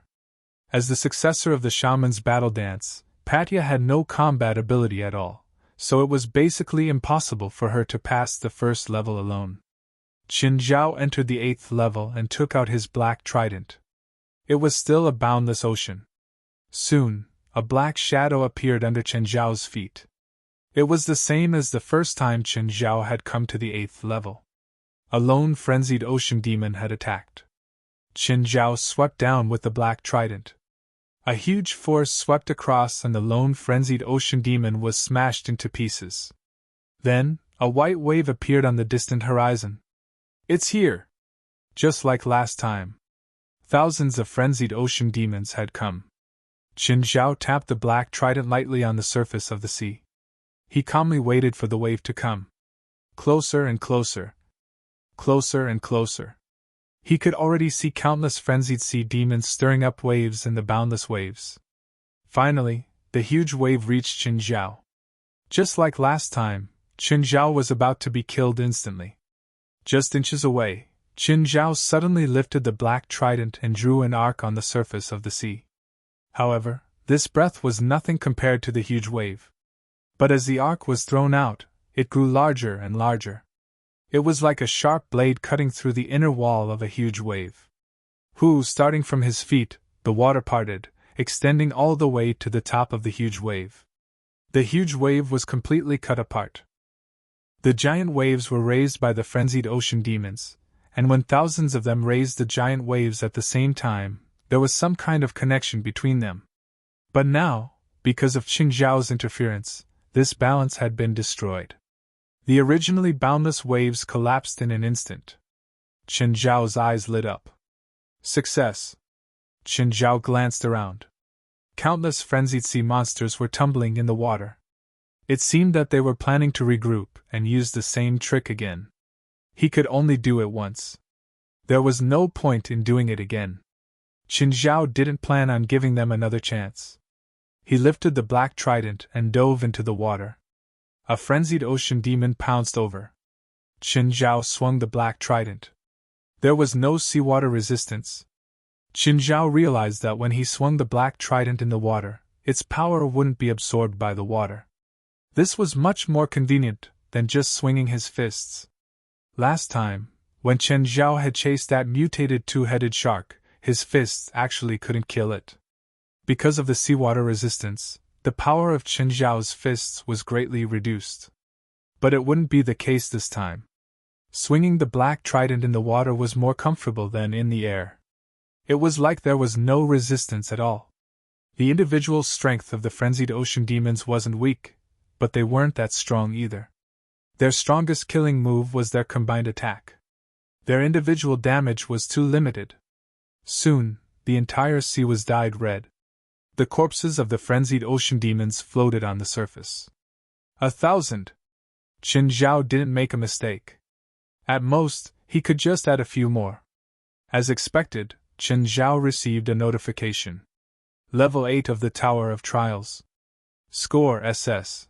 Chen Zhao didn't know when the frenzied ocean demon had touched him, but there was no SS. But Chen Zhao wasn't a crazy demon for points. Recently, there was a trend in the association. Most people had passed the first level but were stuck on the second, so they all ran back to the first to farm points. To pass the first level with a better score, Chen Zhao didn't have that obsession. So he went straight to the 9th floor. Hell! The 9th level didn't have a human environment as the background. It was hell. The air was filled with the smell of sulfur. Chaotic spiritual chi filled the entire world. Chen Zhao was too familiar with hell. To him, this environment wasn't even as difficult as the previous levels. Of course, the environment of each level didn't affect the difficulty too much. What really affected each level were the monsters and demons guarding each level. Just then, a loud dragon roar came from the distance. Yes, it was a dragon roar. A black dot approached from the horizon. Black dragon? It was a black dragon. There was only one. But this black dragon was an enemy Chen Zhao had never seen before. It emitted a powerful dragon's might. Even Chen Zhao was affected by the dragon's might. Chen Zhao felt his magic being suppressed. This was the effect of the dragon's might. Even though Chen Zhao wasn't afraid mentally, his body was still instinctively affected. This black dragon's might was more than 100 times stronger than Gaia's. Of course, its body was even bigger than Gaia's. It was already shocking enough that it was 100 meters long. Human? The black dragon asked. Chen Zhao frowned and stared at the black dragon with full attention. You can talk? This was the first time a self-aware monster had ever existed in the Tower of Trials. Also, wasn't there a boss every 6 levels? He'd already encountered a boss on the 6th level. Why was there another one on the 9th? Would there be a boss every 3 levels? Hearing Chen Zhao's words, the black dragon was instantly enraged. Human, you're asking for death! Instantly, the black dragon spat out dragon breath. A terrifying heat wave attacked Chen Zhao. Danger! Chen Zhao tensed up. He suddenly flipped over and dodged. Please remember this book's domain name, 9 Heavens Godly Emperor Mobile Version. Chapter 1437. It wasn't like Chen Zhao had never seen someone stronger than him in hell. However, those that were stronger were basically the type that could crush him with one finger. They looked harmless, but once they started fighting, Chen Zhao wouldn't even know how to write the word death. But the black dragon before him was different. Chen Zhao didn't know why. He just wanted to kill the black dragon, and the black dragon did the same. It wanted to kill the human before him. It wasn't because this was the level of the Tower of Trials or because the black dragon was the boss here. It just wanted to kill the human. Compatible enemies! The black dragon said an inexplicable technical term. What do you mean? I mean you're going to die. The black dragon suddenly swung its huge tail. Boom! Chen Zhao flew out in response. Before Chen Zhao could stand up, the black dragon's breath came again. Chen Zhao rolled to the side and dodged it. At the same time, he quickly took out his black trident and waved it. A water ball condensed with the trident and shot toward the black dragon. The black dragon's head was hit by the water ball. Its head tilted slightly, but it wasn't injured at all. The black dragon turned its head and looked at Chen Zhao again. Chen Zhao didn't dare to be careless at all. Avatar. Change, spell returned to 1. Chen Zhao stretched his arms and legs. After spell returned to 1, the dragon's pressure on Chen Zhao lessened. But not by much. Originally it had suppressed at least 20% of Chen Zhao's magic power. Now, it was around 15%. Chen Zhao moved again. This time, he was several times faster than before. His strength was also several times greater. The black dragon's head took a solid hit from Chen Zhao's attack. The black trident hit the black dragon's head heavily. With a boom, the black dragon's huge head smashed into the ground. But in that instant, a terrifying pressure burst forth from the black dragon's horns. Qin Zhao's body froze. The black dragon's head went up and Qin Zhao was sent flying. Neither of them had a good ending this round. The black dragon shook its head. That hit wasn't light. Qin Zhao also felt sore all over. But he was more concerned about the black dragon's counterattack. At that moment, Qin Zhao felt like he was hit by West's slow field. But it was different. The range of West's slow domain was limited. But against people with much higher magic power than West, the slow field was ineffective. But in that moment, Qin Zhao suddenly felt that he couldn't move. It was only for a short moment, but it posed a great threat to Qin Zhao. If the black dragon kept using this move, then what was the point of fighting? He could just lie down. Qin Zhao stared at Black Dragon warily, and Black Dragon stared back at him warily. He was different from those brainless gatekeepers from before. The Black Dragon knew how to think. Qin Zhao secretly assessed Black Dragon's strength. In terms of strength, it was about the same as his 10,000 techniques returned to one, but in terms of speed, it was slightly inferior. However, the Black Dragon's huge body gave it an advantage when it came to explosive power. His dragon breath and the spell that could instantly freeze him posed a great threat to him, but he didn't know if he had any other trump cards. Of course, his dragon might was also a great threat to Qin Zhao. This was a weakening halo, and it was permanent. Finally, Black Dragon moved. A huge magic formation appeared above his head. It shone on Qin Zhao like a searchlight. Qin Zhao jumped in fright, but the next moment, he realized that he was completely unharmed. What spell was this? Just as Qin Zhao was confused, Black Dragon spat out dragon breath again. Qin Zhao hurriedly dodged, but this time, Black Dragon's breath seemed to have locked onto him. Wherever Qin Zhao hid, the dragon's breath would follow. Damn, this spell is a tracking spell. By now, Qin Zhao had been through hundreds of battles. He immediately understood the effect of this spell. Unable to dodge, dark lava surged up and blocked in front of Qin Zhao. Qin Zhao hadn't planned on using dark lava so early. But now, Black Dragon had forced him to use dark lava to protect himself. Qin Zhao immediately melted into the lava. The lava stuck to the ground, so Black Dragon couldn't attack him immediately. This was Qin Zhao's ultimate life-saving technique. Black Dragon saw a large patch of dark lava spreading toward him. He didn't know what it was, but he instinctively didn't want to touch it. He immediately flapped his wings and flew into the air. But at this moment, the dark magma formed a straight line and chased after the Black Dragon that had risen into the sky. The moment it caught up to Black Dragon, dark lava turned into a sharp rope and pierced into Black Dragon's claws. Roar! Black Dragon roared in pain. At the same time, he felt something invading his body. A tyrannical power burst forth in an instant, and the dark magma that had already invaded the Black Dragon's dragon claws was directly repelled. Qin Zhao cursed. As expected, it was unrealistic to rely on dark lava's corrosion to deal with an enemy of this level. This guy was stronger and harder to deal with than the self-proclaimed god he met in the Amazon rainforest. That so-called god was only supported by the power of his believers.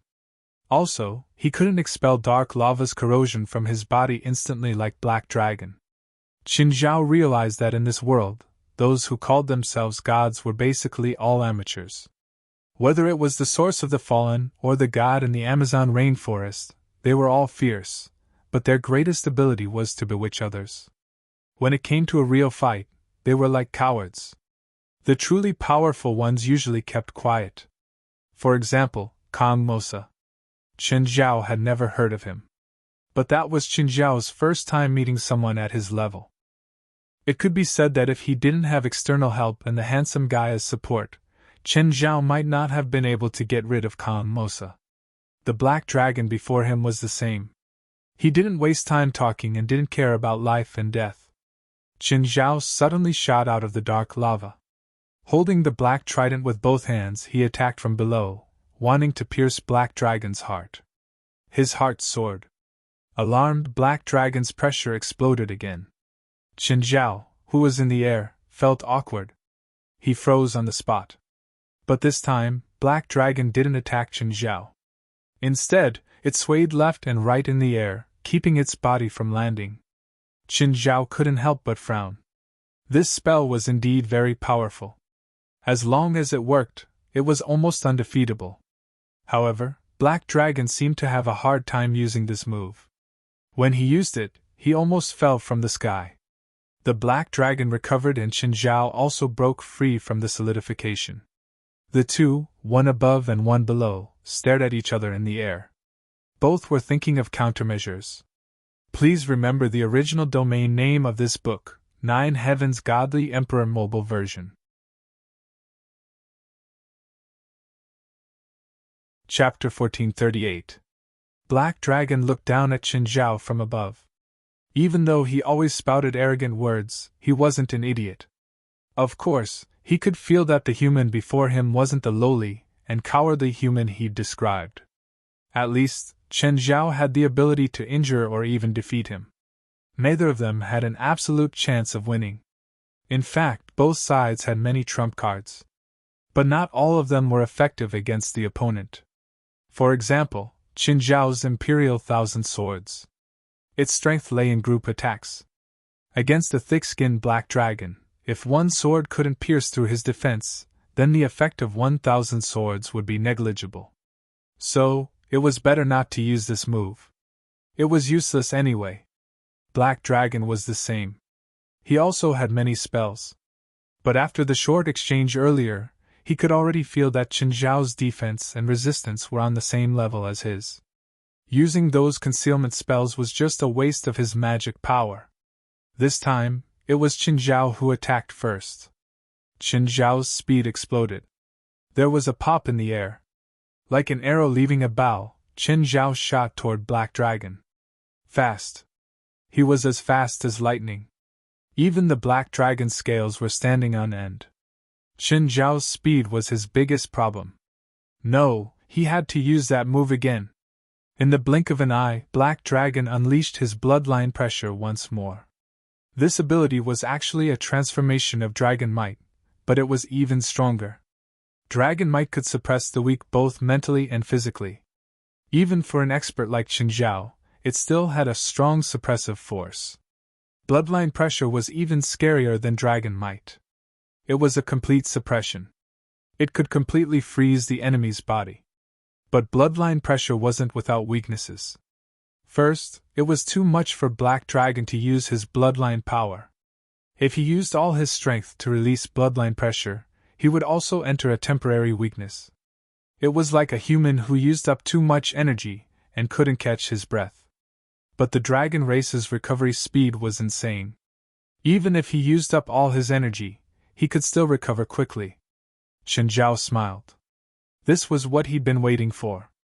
The moment Black Dragon used bloodline pressure, Qin Zhao's black trident also flew out. Whoosh! The black trident pierced through the scales below Black Dragon's abdomen. Just as Qin Zhao had guessed, Black Dragon could stop him, but he couldn't stop the weapon's trajectory. Moreover, judging from the depth of the black trident, the Black Dragon was clearly in a weakened state when he used this move. Roar! The Black Dragon roared. I'll take your life while you're down. Qin Zhao dashed to the dragon's abdomen and pulled out the black trident. Instantly, dragon blood splattered all over Qin Zhao's body. It hurts. Qin Zhao felt as if his body had been splashed by lava. Then, the black dragon's wings slapped down at Qin Zhao's head. Qin Zhao landed heavily on the ground. The black dragon also fell. Qin Zhao stood up shakily. Gritting his teeth, he endured the burning pain in his body. The black dragon stood up again. Despicable humans! Just then, Qin Zhao felt something surge in his body. It was a strange yet familiar feeling. Qin Zhao was sure that it existed, but he couldn't find what it was. The burning sensation gradually subsided. Then, Qin Zhao felt a gust of air around him. It was very small and weak. But it blocked the black dragon's draconic aura outside. It was very similar to draconic aura. No, it was draconic aura. Draconic aura? Qin Zhao's heart jumped. Had he obtained draconic aura? How was that possible? He didn't have dragon blood. How could he have draconic aura? Had he touched the black dragon's blood just now? That was even more impossible. In reality, one couldn't have dragon blood just by soaking in dragon blood. If that was the case, the dragon race would have been slaughtered by other races long ago. Only those with dragon blood, like Gaia, could absorb dragon blood to increase the purity of their bloodline. It was like how Gaia had absorbed the three-headed dragon's blood to increase her bloodline. However, the three-headed dragon was a mixed blood, so its bloodline wasn't pure. Gaia's improvement was also limited. Chen Zhao was sure that he didn't have dragon blood. If he wanted to obtain dragon characteristics, he had to go through the mouth of gluttony. Nowadays, Chen Zhao rarely used the mouth of gluttony to devour. This was because the power obtained after devouring might not be what he wanted. Moreover, after devouring, even the host wasn't sure what would happen after fusing with his own power element. It might even make him weaker. Qin Zhao didn't think that he had to change his power element. Even if it was a dragon, Qin Zhao didn't think that it was necessary. Thus, it was very strange that he had obtained draconic aura. Just then, an aura gathered above Qin Zhao's head. Sensing the aura, Chen Zhao looked up. Spiritual key? Ever since Chen Zhao had absorbed the spiritual key, he tried countless times, but he still couldn't figure out its use. Every key had a different way of absorbing energy, and had different functions. When he'd absorbed the spiritual key with his primordial spirit, Qin Zhao had almost forgotten about it because he couldn't figure out how to use it. The golden key could allow him to evolve, but he still couldn't figure out how to use the spiritual key. Now, the spiritual key had actually been activated. Could it be that the spiritual key had given him draconic aura?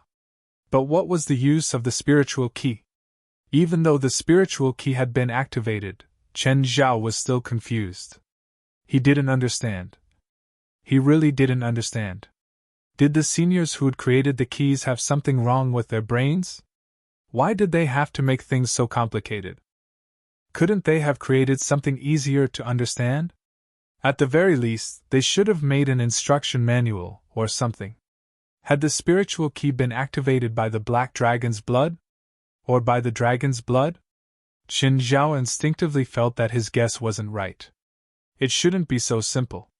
Although the dragon race was powerful, they were essentially not a special species. Suddenly, a thought flashed through Qin Zhao's mind. At first, the black dragon had said that he was a compatible enemy. Could it be because of that? Compatible enemy. Qin Zhao didn't understand, but he felt that it might be because he was the dragon's compatible enemy. Qin Zhao looked at the black dragon. The black dragon still didn't know that he'd obtained draconic aura. Although the range of draconic aura was very small, it blocked the black dragon's draconic aura. This caused the dragon's power, which had been weakened by the draconic aura, to recover to its peak. Qin Zhao gripped the black trident tightly and stared at the black dragon. Chapter 1439. The black dragon suddenly felt that the human in front of it had become stronger. Had he never used his full strength before? The black dragon's gaze sharpened. It suddenly spread its wings and made a strange pose. Chen Zhao was confused. The black dragon's pose was like the dragon in some Western pictures. Its hind legs were on the ground, its wings spread, and its head was facing Chen Zhao. Was the black dragon planning to make a performance art with such a strange pose? Wait. If it wasn't performance art, then it must be using some magic. The black dragon must have sensed something, so it decided to use its trump card. As expected, a magic array with a diameter of 100 meters appeared behind the black dragon. It moved forward and passed through the black dragon's body. The black dragon's scales seemed to have been washed and polished. They were black and shiny. With a roar, flames burst out of the black dragon's body and spread in all directions. Destroy! The black dragon pounced at Qin Zhao. Just then, another ring of flames burst out of its body. Another ring of flames. Qin Zhao hurriedly retreated. The black dragon seemed to be able to release these flames endlessly. The closer he got to the black dragon, the hotter the flames became. He couldn't even get close.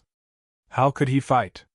Qin Zhao had thought that he could use his dragon's might to counter the black dragon's might and not be suppressed. He didn't expect the black dragon's trump card to make Qin Zhao unable to fight back. However, Qin Zhao was furious now. After using its trump card, the black dragon chased after Qin Zhao arrogantly. Qin Zhao smashed the end of the black trident heavily on the ground. Suddenly, Qin Zhao felt water under his feet. An underground river? Qin Zhao smashed the ground with the black trident again.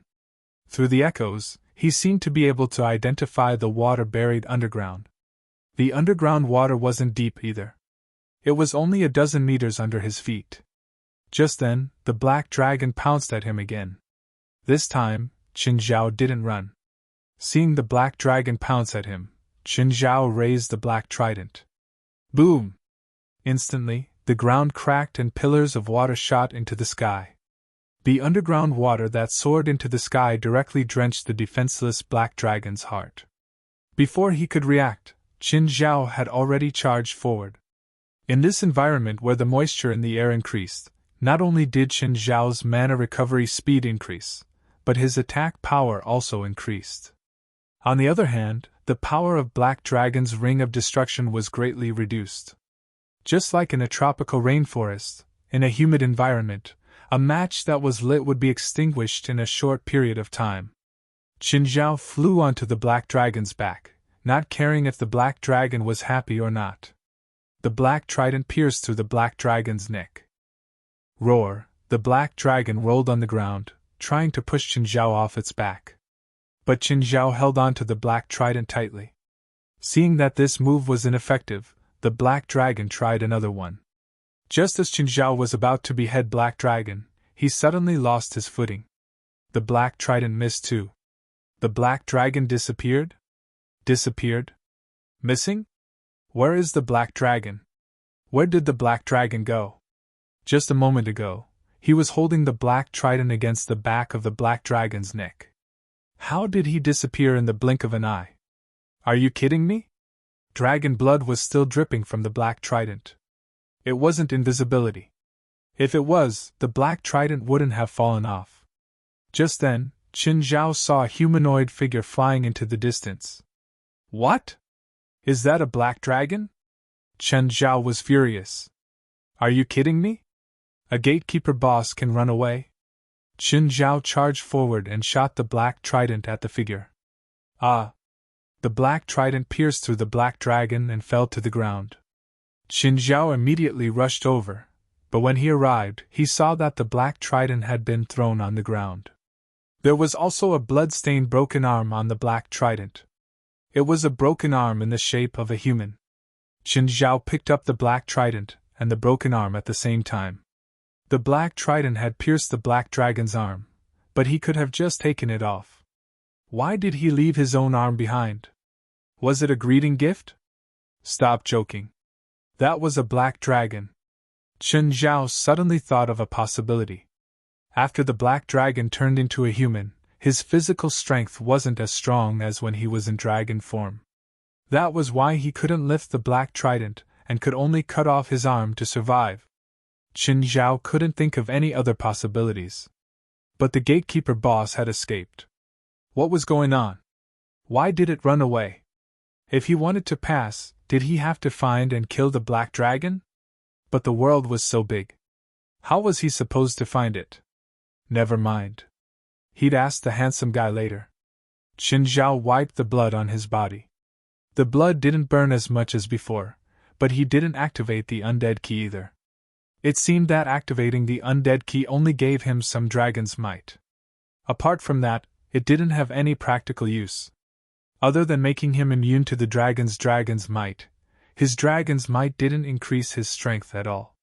Moreover, the range of dragon's might was very small. Gaia could make its dragon's might cover a diameter of 20 meters, but Qin Zhao could only cover a diameter of 1 meter. Thinking about it, Qin Zhao decided not to use dragon's might in case Gaia laughed at him. Qin Zhao looked at the broken arm in his hand. He was about to throw it away when he suddenly paused. He wondered if Gaia could extract dragon blood from it. Let's take it out and see. Qin Zhao glanced around. He was disappointed that the black dragon had escaped. The next time they met, he definitely wouldn't let it go. But the next time they met, it would probably be an even more intense battle. After all, Qin Zhao knew the black dragon's characteristics. The black dragon also knew Qin Zhao's characteristics. It probably wouldn't be as easy as today. Fortunately, he'd broken off one of the black dragon's claws. The dragon would definitely be weakened.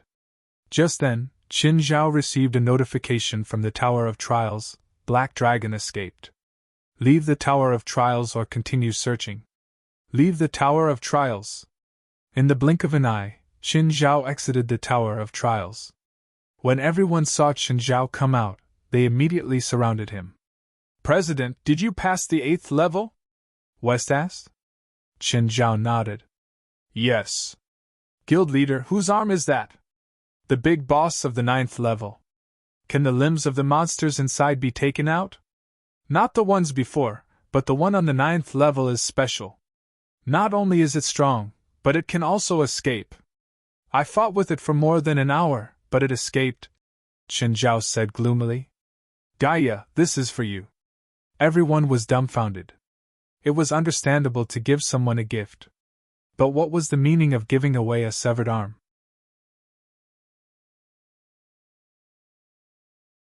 Chapter 1440. Others might not understand, but Gaia understood as soon as she touched the arm. A pureblood dragon. As Gaia's power increased, she understood her bloodline very well.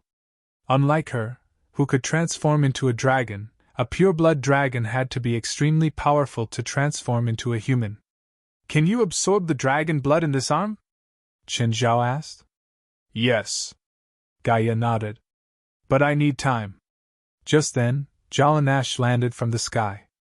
President, look, I can fly too, Jalanash said proudly. Not many people in the association could fly, even those stronger than her. Gaia had to transform into a fire dragon to fly, while Helith and Norma couldn't. Only Qin Zhao could fly. Jalanash felt that she couldn't catch up to Qin Zhao or Gaia in terms of power, so she had to catch up in other ways. Only Qin Zhao could fly. Jalanash felt that it would be difficult for her to catch up to Qin Zhao or Gaia in terms of power, so she could only catch up in other aspects. Only Qin Zhao could fly. Jalanash felt that she couldn't catch up to Qin Zhao or Gaia in terms of power, so she had to catch up in other ways. Now that Jalanash had mastered it, she immediately came to show off to Qin Zhao. Of course, most people were envious of her showing off. Jalanash was one of the few who could master water, fire, wind, and earth magic at the same time. She could also master 4 branches of elemental magic. Actually, Jalanash wasn't weak. At least in Qin Zhao's eyes, Jalanash and Helith were on the same level. But the difference was that Helith specialized in necromancy, while Jalanash was too mixed. She could basically learn all kinds of magic, but she wasn't proficient in any. If she could specialize in one, she might not be much weaker than Helith. She might even be stronger. Of course, Qin Zhao had no obligation or right to ask Jalanash to specialize in a certain type of magic. Qin Zhao wasn't her teacher or parent. Plus, his elemental magic might not be as good as Jalanash's. In Qin Zhao's opinion, learning magic was first and foremost about interest, not about how awesome one was. On the way home, Qin Zhao called the handsome guy. Handsome, are you busy? I've never experienced what you humans call busy. If possible, I'd like to experience it. Qin Zhao saw that the handsome guy was in the sky above a battlefield. There were countless demons fighting below, which was why Qin Zhao thought that the handsome guy was participating in a war. However, when he looked at the demons fighting, although their numbers were endless, he didn't see any powerful ones.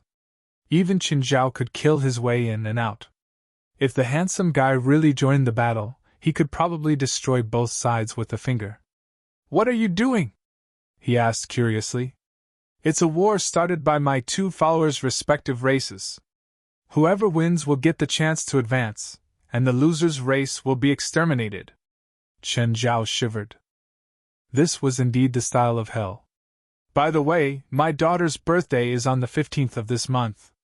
It's a pity that you can't come to my daughter's birthday party. Your eldest daughter? Yes. Qin Zhao nodded. Oh, do you know what a compatible enemy is? Oh? Did you encounter a compatible enemy?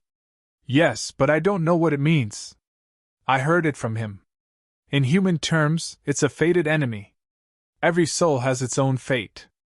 Every soul's fate will resonate with other souls. Friends, enemies, family. A series of relationships are all caused by the resonance between souls. But there's another kind of relationship, which is a compatible enemy, the handsome guy said. A compatible enemy is like a natural enemy. Once they meet, they'll reject each other, hate each other, and kill each other until one of them dies. Is this also a part of the rules? Qin Zhao asked. Rather than a part of the rules, it's more like a part of fate, the handsome guy said.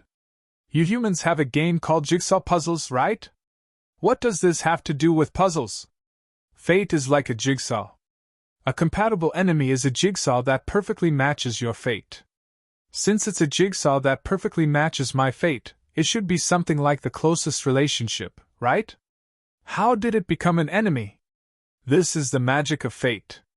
Because it's a perfect match, they'll kill each other. Maybe it's called fate instinct. I don't know much about fate, but I've done research on compatibility. I've captured many compatible enemies for research. The most direct observation is that after killing a compatible enemy, the winner's talent increases. It's not an increase in power, but his future power or achievement will be higher. Qin Zhao sank into deep thought. Then the dead key shouldn't be called the dead key, but the destiny key. Compatible enemies would kill each other and steal each other's luck. The destiny key would steal the other's ability or something else. Where did you encounter a compatible enemy? If it's in hell, I can help you. In the Tower of Trials, level 9, a black dragon. Oh, you've reached level 9 already? Yes. Did you kill that black dragon? No, he escaped, Qin Zhao said. You're too careless. Next time, you need to be more careful. Originally, there shouldn't be any danger to your life in the Tower of Trials, but since it's a compatible enemy, then it could really threaten your life. Furthermore, every level after the 9th level is different from the previous ones. The 1st to 8th levels of the Tower of Trials are just monsters created by consciousness, but from the 9th level onwards, there are real enemies. The handsome guy was a bit anxious. Maybe you should bring the Tower of Trials back to hell. I'll help you deal with this. No, since it's my enemy, I'll do it myself, Qin Zhao said. Are you that proud? The handsome guy teased. No, I just feel that I should at least respect my fate and my enemy. You won the first fight, right? Yes. He's injured? Yes. Then you should go in while he's still recovering. He escaped, and the 9th level seems to be very big. I couldn't find him. Your enemies. Fate will let you meet. Even if you want to avoid each other, it's impossible. Fate will tie you together until one of you dies. He lost an arm. I don't think he'll be a threat to me. I said, don't be careless. As long as your enemy isn't dead, you can't be careless. Your enemy can threaten you at any time. Chapter 1441. On the way home, Qin Zhao's words kept echoing in his head. Even if he had lost an arm, would he still be a threat to him? Qin Zhao had been a bit arrogant, thinking that the next time they met would be Black Dragon's death. Now, it seemed that he was too naive. The next time they fought, it wouldn't be so easy. He really did not have the means to completely restrain the Black Dragon, even if it had lost one of its claws. Suddenly, a figure passed before Qin Zhao's car. SSSSS. Qin Zhao quickly stepped on the brakes, but the person in front still fell to the ground. He didn't touch it. Could it be a scam? Qin Zhao got out of the car and went forward to check. Ms. Shara? Qin Zhao did not expect Shara to be the one trying to blackmail him. Of course, Xiaola wasn't trying to cheat. She was just frightened. Qin Zhao pulled Shara up. Ms. Shara, are you okay? Charla's expression didn't look too good, but Chen Zhao wouldn't agree that it was because she was scared by his car. I'm fine. Do I need to take you to the hospital? At the same time, he checked on Charla. She didn't seem to have any physical injuries, but her mental state was rather poor. No, thank you. I'm fine. Xiaola shook her head. Then, can I trouble you to send me home? No matter what, Shara had helped a lot when little Larissa was born. Qin Zhao was still very grateful to the people who stayed to help. It wasn't just for she was family. He was very grateful for Shara, Daily Moore, and Navat Singer's help. Miss Shara, if you encounter any trouble, you can tell me. Maybe I can help. No, I'm fine. Shara's smile was a little forced. This is my phone number. If you need anything, you can call me anytime. Okay, thank you. It seemed like Qin Zhao was plotting something against Xiao La, but Xiao La didn't think too much about it. After all, she knew how pretty Fei Lai was. She wouldn't have any bad thoughts about her. Xiao La's house was not small. It was a detached villa in a high-class neighborhood. Miss Xiao La, is this your home? Yes, Mr. Qin. Would you like to come in for some water? No, I have to hurry home. Qin Zhao felt like he'd been staying at home for the past year. To be precise, he had become an otaku ever since he had little Jerlin, and he became even more otaku after he had little Larissa. As soon as he was done with his work, he wanted to go home and hug his daughter. Shayla stood in front of her door and did not enter. Her hands were trembling and her eyes were unfocused. She had an instinctive fear and resistance towards this family. Suddenly, the phone rang, pulling Shara back to reality. Hey, are you Miss Shara? Yes, I am. Who are you? You called me this morning, did you forget? Are you Mr. Punkat? Yes, when can we meet? The sooner the better, Shayla said impatiently. Okay, where shall we meet? If it's convenient for you, come to my house. Half an hour later, a car stopped in front of Shara's house. Shara stood at the door, watching the people alighting from the car. Are you Mr. Punkat? Yes, are you Miss Shara? Yes, let's get straight to the point. Shara nodded. Punkat nodded and followed Shara into the house. I bought this house a month ago, Shara said. Xiaola said. But ever since I moved in, I feel that something is wrong. I often have hallucinations, and I can't sleep well at night. My mental state is getting worse and worse, and I even have hallucinations. Just today, I almost ran onto the road because of my hallucinations and was hit by a speeding car. Have you seen a psychiatrist? Punkat asked, frowning. As an experienced spiritualist, Punkat had handled many supernatural cases. Many of them were actually due to the client's mental problems. I've already. The psychiatrist said that I'm under too much pressure from work and suggested that I take a few days off. I accepted her suggestion, but in the few days I've been resting at home, my mental state has gotten worse and worse, especially in this house. I keep feeling a bit. As Shara spoke, she subconsciously looked around. I keep feeling like something is watching me. The more Shara spoke, the more frightened she became. Punkat nodded and stood up. But for the time being, he didn't find anything special about the house. Of course, this didn't mean that there was nothing wrong with the house. Can I walk around the house? Of course, no problem. I hope you can help me solve the problem. I'll try my best. Punkat nodded and got up to walk around the house. Xiao La, on the other hand, was following Punkat. Did you investigate the background of this house before you bought it? The house agent sold me the house. I didn't see the seller. The seller left the house in the hands of the agent, Shara said. Punkat walked around every room in the house and didn't find anything wrong. Miss Shara, I didn't find anything unclean in this house. Punkat, I'm not lying. Please believe me. I'm not saying that you're lying. There are many reasons for supernatural incidents. It might not be the house itself, Punkat said. Wait a minute, let me get a tool. Punkat took out a palm-sized compass from his bag. The moment Punkat pointed the compass at Shara, the needle of the compass immediately jumped, and became very unstable. Punkat raised his eyebrows. Shara had indeed encountered a supernatural incident. And from the reaction of the compass needle, the supernatural incident that Shara had encountered was of a high level. Miss Shara, have you encountered similar incidents in your past life? Punkat asked. Some people were spiritualists, so it was normal for them to encounter such incidents. Others had a spiritual physique, so it was easy for them to provoke such things. No. Shara shook her head. However, Punkat checked the house. There should be no problem with the house, and the compass was reacting to Shara, which meant that Shara had encountered a problem. Then, did you get anything strange? Like ancient coins, paintings, mirrors, or something like that? After I moved, I bought a lot of things. I'm not sure if there's anything you're talking about, Shara said. Looks like I'll have to check it again. Punkat took the compass and walked around the house again.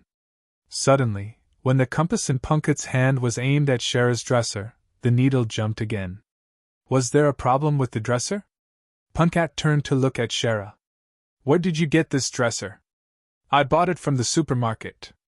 It's brand new. Is there a problem?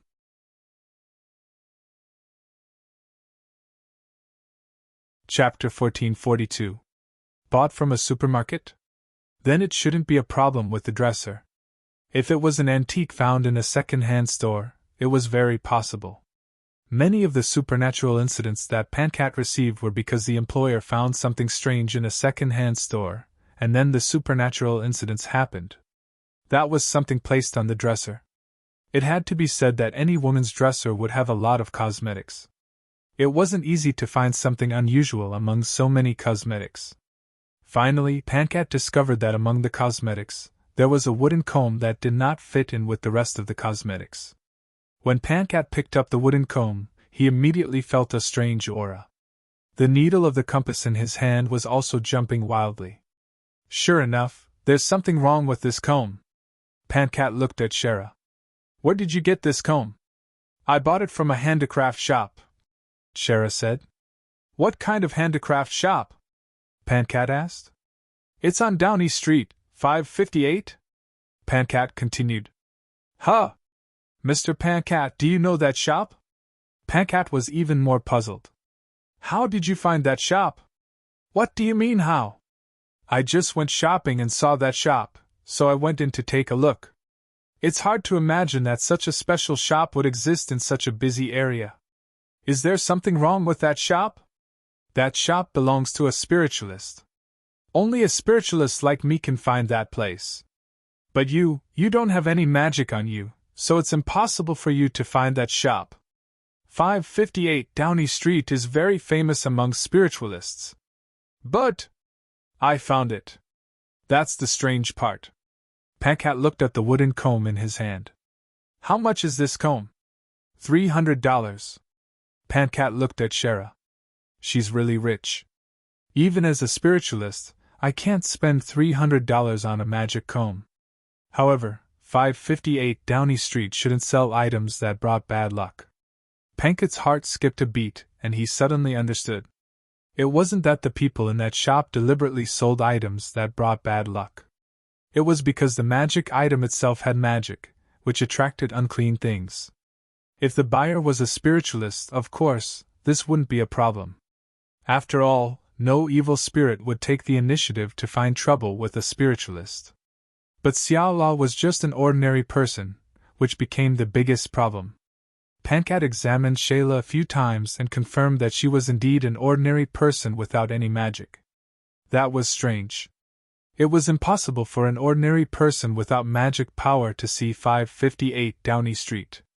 After all, that shop had a long history, and no ordinary person had ever been able to find it. Of course, as long as he could enter the store, the people inside wouldn't reject him. This wooden comb was a magic tool, but it was not the cause of the supernatural incident. The wooden comb itself would not harm its owner. However, the thing that was attracted by the wooden comb obviously harbored ill intentions towards Xiao La. Even if he destroyed the wooden comb, it would not solve the problem. If he wanted to solve the problem, he still needed to get rid of the thing that was harassing Xiao La. Miss Xia La, if it's convenient, I might need to stay here tonight. Punkat looked at Xia La. Shara hesitated for a moment. After all, she was a man and a woman in the same room, and the other party was not an acquaintance, so it was inevitable that she would be in a difficult position. However, Shara really did not dare to stay at home alone. If there was someone with her, she would feel more at ease. Mr. Punkat, you can solve my problem, right? Don't worry. I'll protect you. Fei Lai, where are little Jerlin and Larissa? When Qin Zhao returned, he saw Fei Lai lying on the chair with a mask on her face. Chen, you're back just in time. Help me apply sunscreen, Fei Lai said. There's still too much sunlight by the sea. Chen, do you have any whitening products? Fei Lai asked. Actually, Fei Lai was not pale at all in the past. After all, she was a member of the coastal rescue team. How could she be pale? However, ever since she got pregnant, she rarely went out. The 10 months of pregnancy had whitened her skin a lot. Now, she did not want to tan anymore. I'll make some tonight, Qin Zhao said. Your 2 daughters are at the beach below, Fei Lai said. Although she was sunbathing on the chair, she could still see the entire beach. There were also many pets on the beach. Jerlin and Larissa would not be in danger. In the sea, the 5 tiger generals were the gangsters of this coastline. Apart from the 5 of them, there were no other sharks wandering around. The only things that could threaten the 2 children on this beach were poisonous creatures like sea snakes and conchs. However, they always had antivenoms at home. Also, Walter, Black Ma, and White Ma often patrolled the beach. Their sense of smell could distinguish conchs. However, they did not appear often in Los Angeles. Injuries only happened once every decade. Qin Zhao could not stop his 2 daughters from playing on the beach because of this. As for sea snakes, they were easier to find, so they were not much of a threat. Little Larissa could already move on the beach with her limbs. At the moment, she was sitting on the beach. Beside her was a small bucket filled with seashells. Little Jerlin was carrying a small giant clam shell as she ran towards little Larissa with a face full of joy. Little Larissa, look, isn't it big? Hee hee. Yee-ya-ya. Little Larissa laughed happily and clapped her hands with all her might. Only in the evening did little Jerlin and Larissa reluctantly be carried back to the villa by Black Ma and White Ma. Dad, Mom, we haven't had dinner yet. Why can't you let us play for a while? Little Jerlin crossed her arms in front of her chest, looking unhappy. Chapter 1443. Qin Zhao decided to organize an underground expedition. He would find the participants from the association. It would be a test. He would also see if he could catch another immortal bird. Of course, Qin Zhao didn't have high hopes for this. After all, even if he could find one, it would be very deep underground. Other than Gaia, no one else could withstand that kind of temperature. Also, Gaia was immune to fire, but that didn't mean she could withstand endless heat. In fact, Gaia's heat resistance wasn't even as high as Qin Zhao's. Hey, West, tell the people in the association that we'll be training on temperature resistance. I plan to organize a group activity, an underground exploration.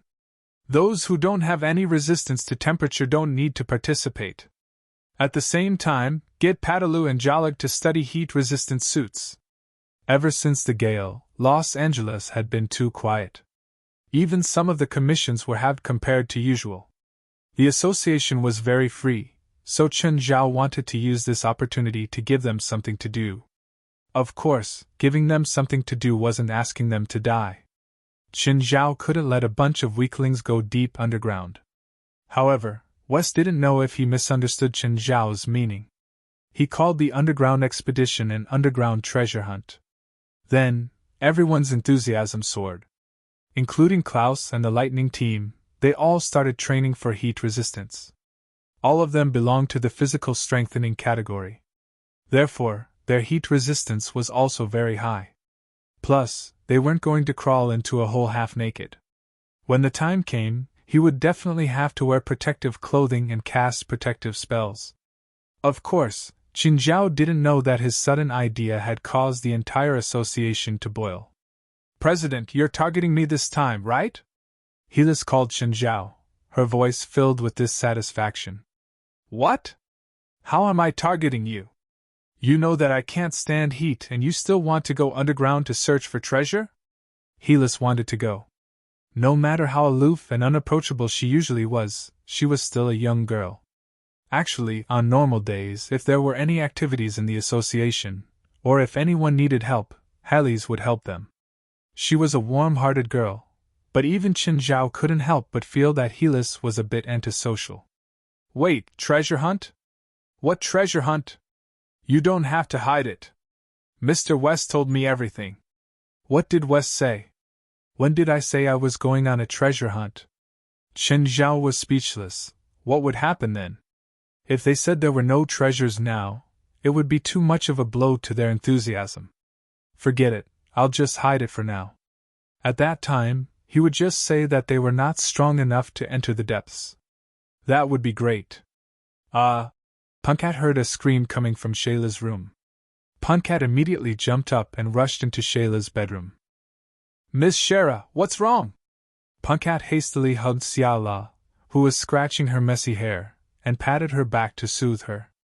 At this moment, Punkat suddenly felt that Xiala's strength seemed to have increased a little.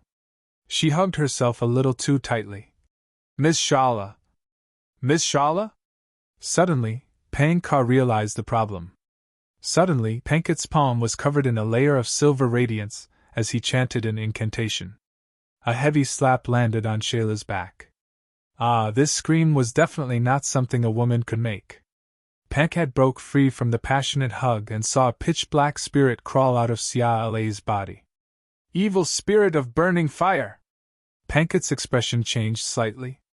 Evil spirits of burning fire were evil spirits formed by people who had been burned to death by flames. There were many types of evil spirits.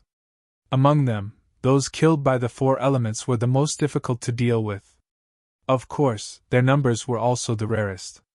The four elements of water, fire, earth, and wind, under most circumstances, would directly wipe out a person's soul when they killed them. Therefore, there were very few who could retain their soul, and even fewer who could become evil spirits. The evil spirit of burning fire was like charcoal. Its spirit body was covered in cracks, and there was a faint glow of fire under the cracks. The evil spirit of burning fire suddenly pounced at Pankat. Pankat hurriedly raised his fist and punched the evil spirit's face, causing a splash of ashes and ashes. The evil spirit of burning fire screamed again. It landed on the wall, and its body melted into it. However, a patch of black immediately appeared on the wall. As the evil spirit of burning fire moved inside the wall, the blackness on the wall kept spreading. A moment later, the entire wall turned black. However, the evil spirit of burning fire did not continue to attack Pankat. The blackness spread out of the bedroom and disappeared. Pankat! Mr. Pankat, just now, what was that? Did you see it? Pankat asked. On the wall, the blackness on the wall can move, Xiala said with a pale face. Pankat thought that Xiala had seen the evil spirit of burning fire, but it turned out that she had seen the path of the evil spirit of burning fire spreading inside the wall. Although it was his first time seeing the evil spirit of burning fire, he had read some records about it in magic books. The evil spirit of burning fire was an evil spirit that was formed after being burned to death. It would attach itself to a dead object and leave behind traces of ashes. If it attached itself to a living thing, the soul of the living thing would slowly be burned away, and eventually dissipate like charcoal. However, the evil spirit of burning fire was an earthbound spirit. It would not move around and would only guard the place where it died. In other words, this evil spirit of burning fire had originally died here? However, he had checked the entire house today and did not find the existence of an evil spirit. So where did this evil spirit of burning fire come from? Mr. Pankat, what's the situation now? The situation is a bit tricky, Pankat said. How is it tricky?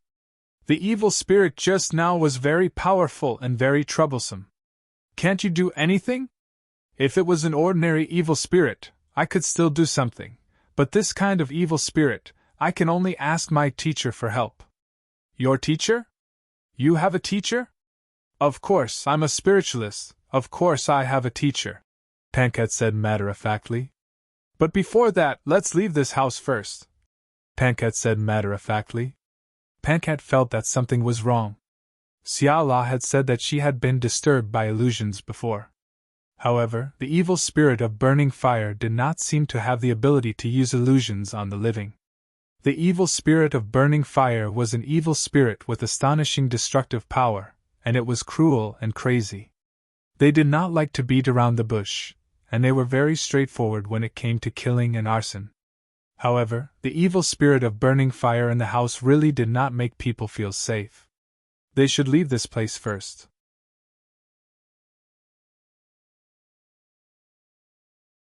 Chapter 1444. Early the next morning, Pankat and Shara went straight to Pankat's teacher's house. Mr. Sean, are you there? Pankat stood in front of his teacher's house and shouted. Shara looked at the building in front of her. Does your teacher live in a place like this? Yes, is there a problem? Don't you think this house is too old? The life of a spiritualist isn't as good as you think, Pankat said. Pankat still had his main job. Exorcism was only his side job. However, most of the older generation of spiritualists treated exorcism as their main job.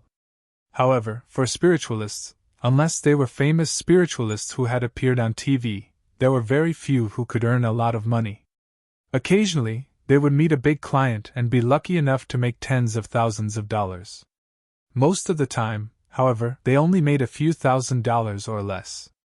Is your teacher very powerful? Shara asked. More powerful than me, Pankat said. And he solved the same problem as you in the past. Just then, the door opened. When Pankat saw Sean open the door, he was stunned. Pankat, why are you looking for me so early in the morning? What are you waiting for? You. Mr. Sean? What's the matter? Sean looked at Pankat impatiently. Punkart stared blankly at Sean. Sean was less than 40 years old this year. Usually, Sean wore an old and outdated black suit. But today, Sean was dressed neatly and had even changed into a brand new suit. Moreover, the messy beard on his face had been shaved clean. This made Punkart think that he had mistaken Sean for someone else. The current Shawan was a far cry from his impression of his teacher. Teacher, are you going out? No, I'm just going to class, Sean said. Class? What class? At Nosilla Church. Is it a class from the church? No, it's a magic training course organized by the Supernatural Organization. It's a public course, Sean said. What supernatural organization? Why don't I know anything about it? Is it a newly formed supernatural organization? Idiot, they've been around longer than you, but they usually keep a low profile. Sean rolled his eyes. And everyone in the organization is very powerful. No matter how powerful I am, can I be more powerful than you, teacher? I'm nothing in their eyes. Shaoan rolled his eyes. All right, do you want to attend the class together? Can I go too? That's an open class. Siala looked at the conversation between the teacher and student, who seemed to have forgotten about her. She immediately pulled Punkat. Is this your girlfriend? She's pretty, what's her name? No, teacher, this is my client. Her name is Shayla. We are here to seek your help. Asking for my help? A burning fire evil spirit has appeared in Miss Siala's house. I can't solve it, so I can only ask for your help, teacher. I see. Sean nodded. How much is the reward? $20,000. I want half. Sure. Pankat nodded. In any case, Sean would be the main force, and he would be the assistant. He had no objections to this arrangement. Let's go to the class first. I don't want to miss this public class, Shaoan said. Teacher, do you come to this class every day? No, it's only one class a month, so I can't miss it. Then can I go? Shayla asked. Of course, Shaoan said. Let's go. Nosilla Church isn't far from here. Teacher, will we be chased out by the supernatural organization if we dress so casually? I don't have any requirements for clothes. Then why are you dressed so formally? I want to leave a good impression. If there's a chance in the future, I might be able to become a member. When the three of them arrived at Nosilla Church, they found that there were already more than 20 people there. Pankrat recognized some of them. They were all spiritualists. A few more people came one after another, and there were about 30 people in the church listening to the lecture. After a while, the people from the supernatural organization finally arrived. Xia La saw that the person on the stage was actually a young girl. From her appearance, he couldn't tell if she was over 20 years old. That's the supernatural organization? Shayla whispered. She looks very young. Shayla wasn't the only one who had doubts. Many people in the church had the same question. Jalanash stood on the makeshift podium and held a microphone. Hello, everyone. I'm a member of the supernatural organization, Jalanash. At the same time, she raised her right hand with her back facing the crowd. Maybe some of you have doubts about my power. This golden ring should be enough to explain it. A few people in the church exclaimed in surprise, but more people did not know what was going on.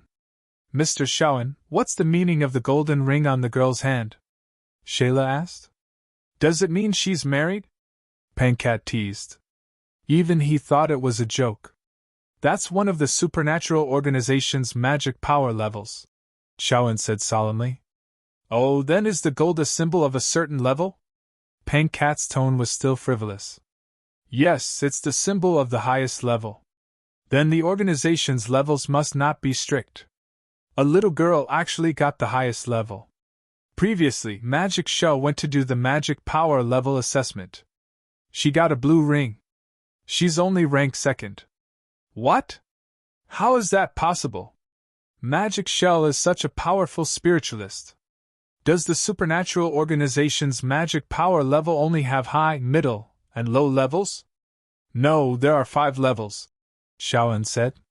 Does their magic power level assessment have any authority? Back then, Magic Shell also questioned it. He even used his past achievements as proof and asked the supernatural organization to give him a higher level. Of course, the supernatural organization wasn't happy, so Magic Shell fought them and was thrown out. He was surrounded by the supernatural organization. No, Magic Shell said he was thrown out by a girl in black. Magic Shell has a lot of battle experience. How could he lose? Magic Shell said it himself. He said that the girl who stopped him seemed to be an extremely rare necromancer. That girl only used 10 seconds to defeat him. Please remember this book's domain name. Mobile version.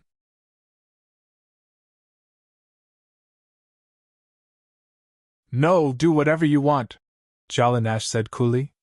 Miss Pamela, please be careful too. Pamela had a faint smile. Of course, I understand. I'll be careful. Careful. They weren't here to kill, so they couldn't kill here. Even though they weren't very patient with these stupid and ignorant spiritualists, they still suppressed their impulses. Then I'll attack that. Miss Pamela.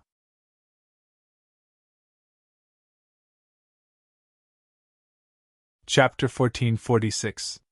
This spiritualist was clearly very confident in his own abilities. Spirit ring. The spiritualist spun his finger, and a ring of light appeared above Pamela's head.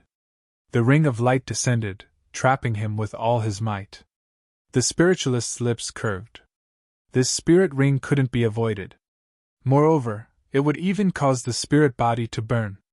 Struggle. The more you struggled, the tighter the ring would be. Bang! Pamela spread her arms and broke the spirit ring. Everyone's eyeballs were about to fall out of their sockets. Was this even possible? It was formed by magic. For spirits, it was like putting a laser on a human's body. But Pamela broke the spirit ring directly. Pamela's face was calm. It's my turn, right? The spiritualist on the other side instantly exploded. Danger! Danger! Danger! It was an unprecedented sense of danger. Although most spiritualists weren't prophetic, there were quite a number of spiritualists who had the ability to predict danger. It was created when their magic awakened. Pamela pointed with her finger, and a wave of cold air exploded. Even though they weren't facing Pamela, the surrounding spiritualists still felt the bone-chilling coldness. The spiritualist facing Pamela had cast a defensive spell on himself, but he was instantly frozen into a block of ice. What? Someone died? Damn, the evil spirit from the supernatural organization killed someone. That's too much. Jalanash's face twitched. She walked to Pamela. Lady Pamela, did you kill him? No, Pamela said calmly. I just froze his soul. He's not dead? He's not dead? I can't feel his aura or magic at all. Is he really not dead? The other spiritualists were suspicious. After all, he had been frozen into a lump of ice. How could he still be alive? Who were they kidding? He'll be fine after a few hours in the sun, Pamela said. On the other hand, Xiao La had been watching the entire battle. But she only saw the spiritualists' one-man show. She couldn't see Pamela. However, she still saw the spiritualist frozen into an ice cube. What happened? Shara asked in a low voice. Punkat briefly recounted what had happened just now. That spirit is terrifying. Punkat gulped. It's even more terrifying than the evil spirit of scorching fire. They aren't even on the same level, Sean said. If that Lady Pamela really makes a move, I'm afraid none of us here will survive. That's scary. Is this spirit a contract evil spirit of someone from the supernatural organization? Everyone's fear and curiosity towards the supernatural organization increased. Miss Jalanash, Lady Pamela, may I ask if you know anything about the evil spirit of fire? Sean asked. He had fought against the burning fire evil spirit a few years ago, but it was more or less luck that he was able to destroy the burning fire evil spirit. On one hand, they had made ample preparations. When the evil spirit of the burning flame was unconscious, they had 2 helpers, which was why they were able to successfully destroy the evil spirit of the burning flame. But this time, Pang Carter had invited him, so he didn't have much confidence. So he wanted to see if Jolene Nash and Pamela had something special to say. Evil spirit of scorching fire? Jolene didn't have much experience with spirits. She was an elemental witch, so she was better at high-level battles. Of course, this didn't mean that she didn't know how to deal with evil spirits. It was just that when she dealt with evil spirits, she would use her ultimate skills to kill them instantly. There are a few evil spirits of scorching fire in the evil spirit organization, Pamela mumbled. What? Sean didn't hear clearly. Nothing. It's not hard to deal with the evil spirit of scorching fire with water spells. What if they don't know water spells? Sean asked. China's Taoist charms are very effective against evil spirits of scorching fire. There are many Taoist charms for sale at 558 Downey Street. I recommend the charms from the Maoshan sect or Dragon Tiger Mountain sect. As for charms from other unknown sects, the quality and effects might not be as good as expected, Pamela said. Among them, the Clear Water charm and Demon Suppression charm are the best choices, but these 2 charms are expensive and require a lot of magic power to activate. Based on your magic power level, you can only activate 2 charms at most. If you miss, you'll be in danger. Of course, there are also the Breaking Thunder charm and the 9 Pure Heart charm. These charms are also quite effective. The price is moderate, and they don't use a lot of magic power. They're the most cost-effective. There are also some. Pamela's explanation was very detailed, but the method she talked about was using external forces to get rid of the evil spirit of scorching fire instead of using one's own power. If this spiritualist really had the power to get rid of the evil spirit, he wouldn't have asked her this question. Also, Pamela couldn't teach him magic here. Pamela didn't know what magic he was or how much combat experience he had. So Pamela could only tell him the most appropriate method. While Pamela was explaining, many spiritualists were taking notes. Lady Pamela, I have a mission recently and encountered a corpse dog. I major in elemental thunder magic, but I can only use the most basic spells. Is there a safer way to get rid of this corpse dog? The biggest threat of the corpse dog is its mutated body. It's close to the strength of a lion or tiger, and it has a disease-causing corpse poison. At the same time, it's immune to voodoo and curses, as well as high resistance to spirits and fire. So it's very difficult for you to fight a corpse dog with your current power. But it's not absolute. The nature of a corpse dog is actually similar to that of a dog. After all, they were dogs when they were alive, so you can try to get rid of them with some traps. Also, remember to bring some glutinous rice. If you're scratched or bitten by a corpse dog, you can use the glutinous rice to detoxify and suppress the effects of the corpse poison. If the poison is too deep, you'll need the church's holy water or holy light magic to purify you. Just then, the others started to check their temperatures. Some asked Pamela, and some asked Jalanash. There were all kinds of questions, and the two of them tried their best to answer them. That's amazing, Sean said in shock. They seem to have encountered many scary things that we've heard about before, and they all know how to deal with them. The supernatural organization in Los Angeles was the organization, so most of the supernatural incidents in Los Angeles and the surrounding areas were handled by them. Many incidents were reported to them directly by the government. And most of the incidents reported to them by the government were dangerous supernatural incidents. It was completely different from the commissions ordinary people received. Naturally, the supernatural organization had a lot more experience. Missions that seemed difficult to ordinary people were just normal to the supernatural organization.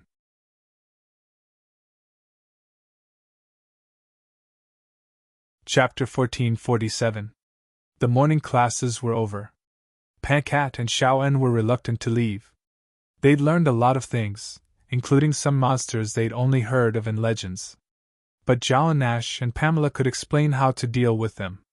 Of course, some monsters couldn't be defeated just because they knew how to deal with them. Jalanash and Pamela could only provide them with a possibility and a plan.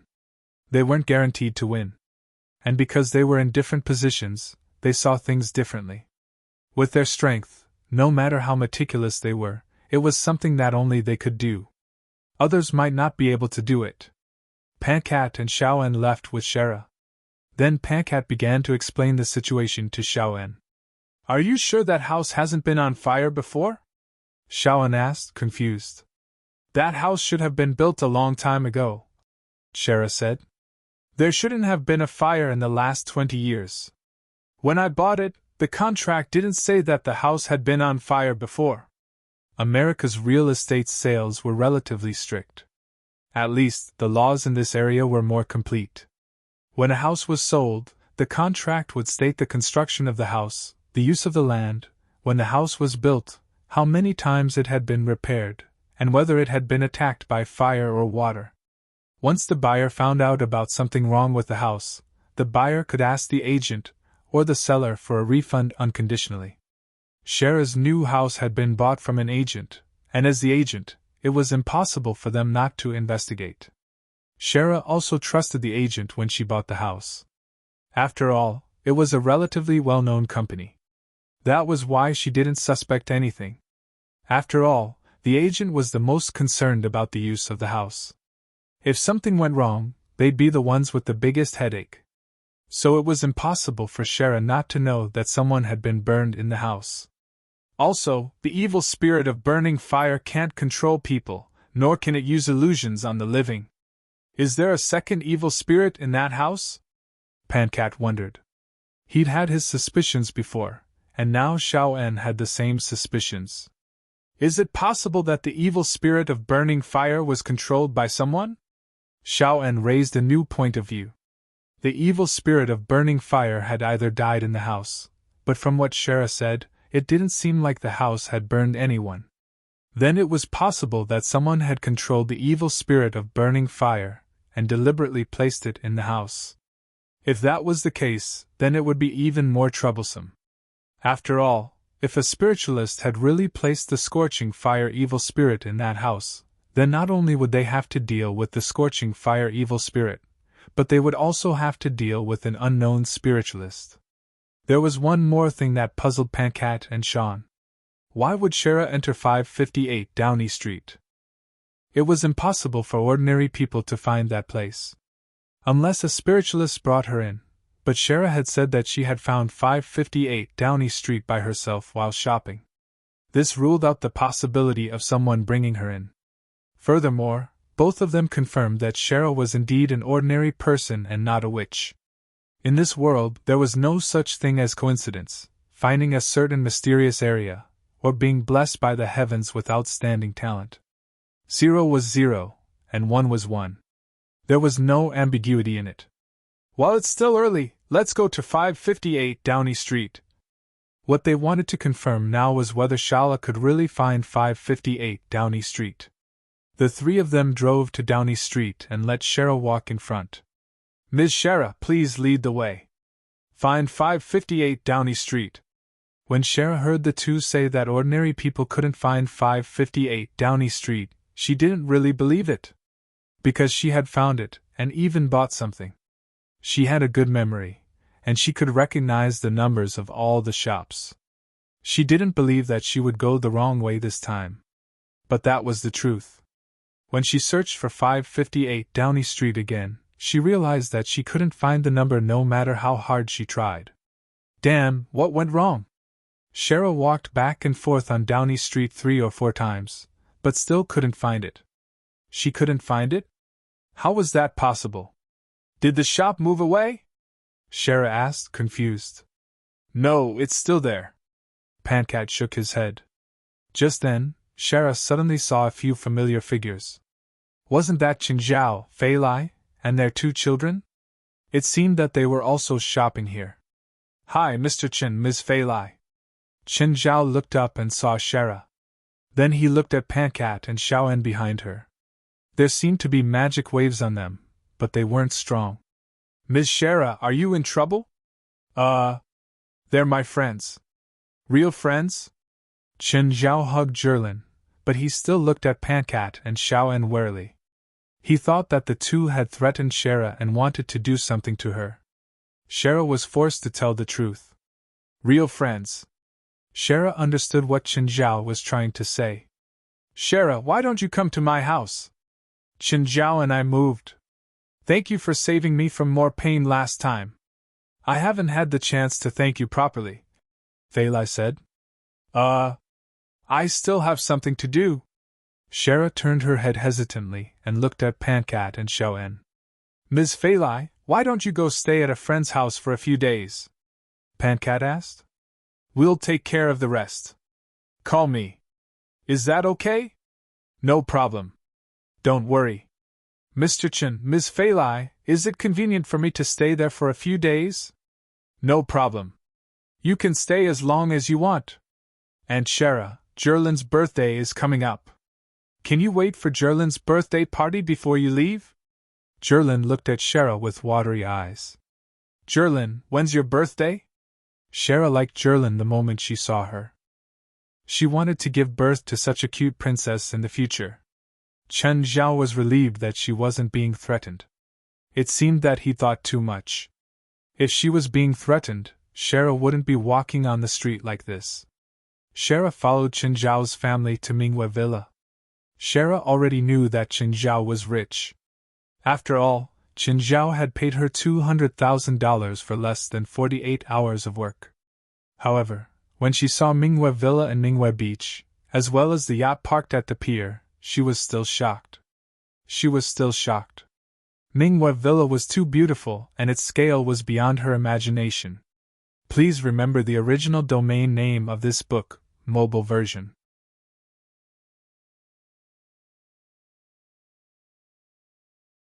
Chapter 1448. She thought that Mirror Lake Villa was good enough. When Mirror Lake Villa had been destroyed by the witch's tropical storm, Shara had felt it was a pity. However, her imagination had been limited by poverty. Living here was really a top-notch enjoyment. It wasn't physical. For a normal person, 3 meals a day and a bed were enough to satisfy a person's physical needs. What she truly enjoyed was mental. Walking to the courtyard, she could see the surging waves. She only needed to take the elevator to the beach. Sunlight, sand, and waves all belonged to her family. Shara held a goblet of red wine and leaned against the railing with Fei Lai. They enjoyed the wine and chatted. Shara had never tasted such delicious red wine before. She hadn't heard of the nameless wine, but she knew that it was definitely expensive. In the shallow waters, Shara saw Qin Zhao with little Jerlin and Larissa. Jerlin could swim, but she wasn't completely used to the waves. Seawater was more buoyant than fresh water, but because of the changing tides, the waves were uneven, so little Jerlin would still choke. Of course, she still swam with all her might. Qin Zhao stood beside Jerlin and didn't interfere with her practice. Larissa's belly was being dragged by Qin Zhao. Her limbs were paddling randomly in the water. However, she clearly hadn't mastered swimming yet. In this aspect, little Larissa couldn't compare to little Jerlin. Back then, Qin Zhao hadn't taught little Jerlin at all. It was as if she was born to swim. Larissa, on the other hand, couldn't. As soon as Qin Zhao let go, she would sink. Of course, the environment in Mirror Lake was different from the waves. Larissa was like her sister. She also liked to play in the water. Dad! Look! Look! Jerlin suddenly cried out in excitement and pointed not far away.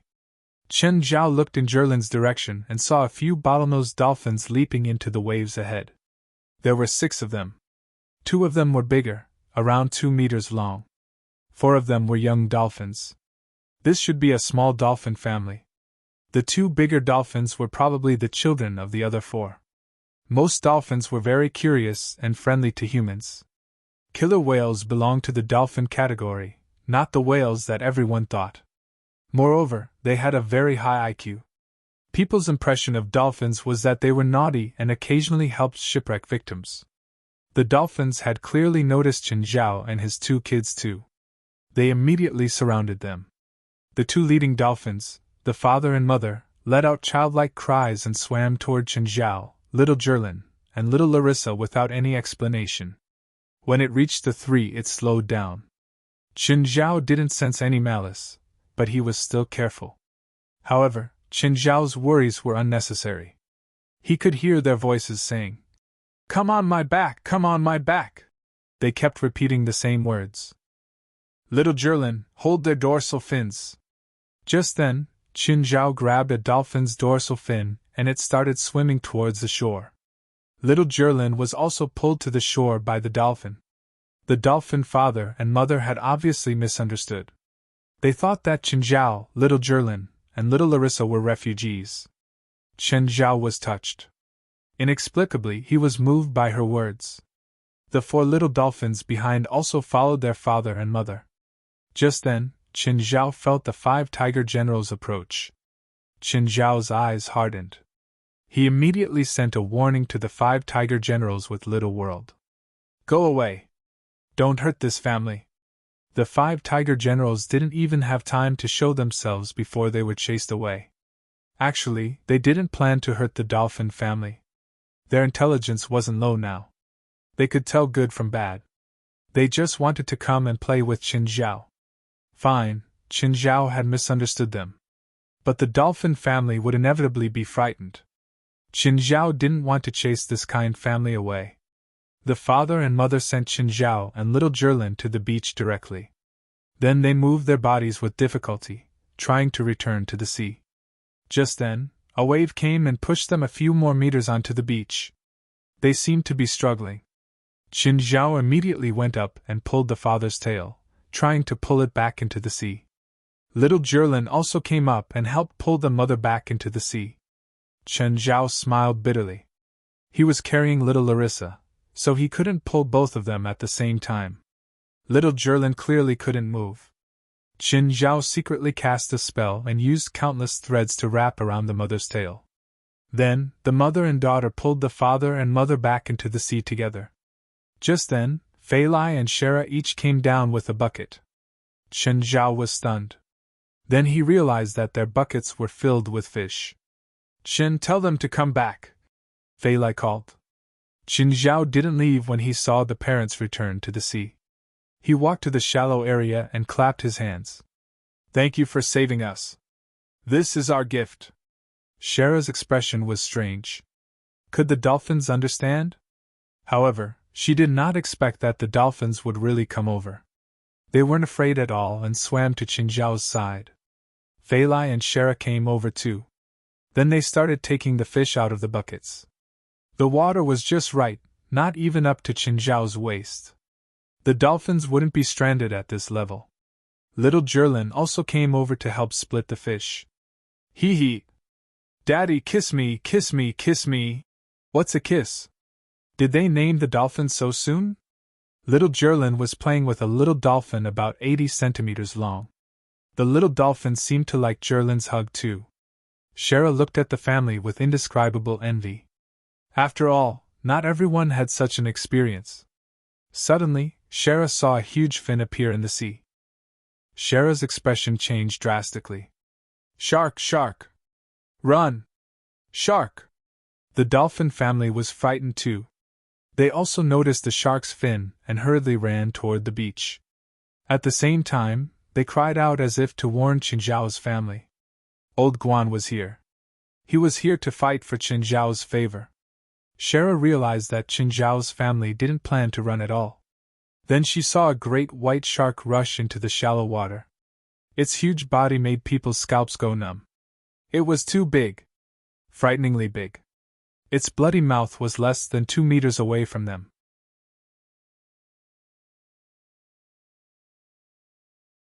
Chapter 1449.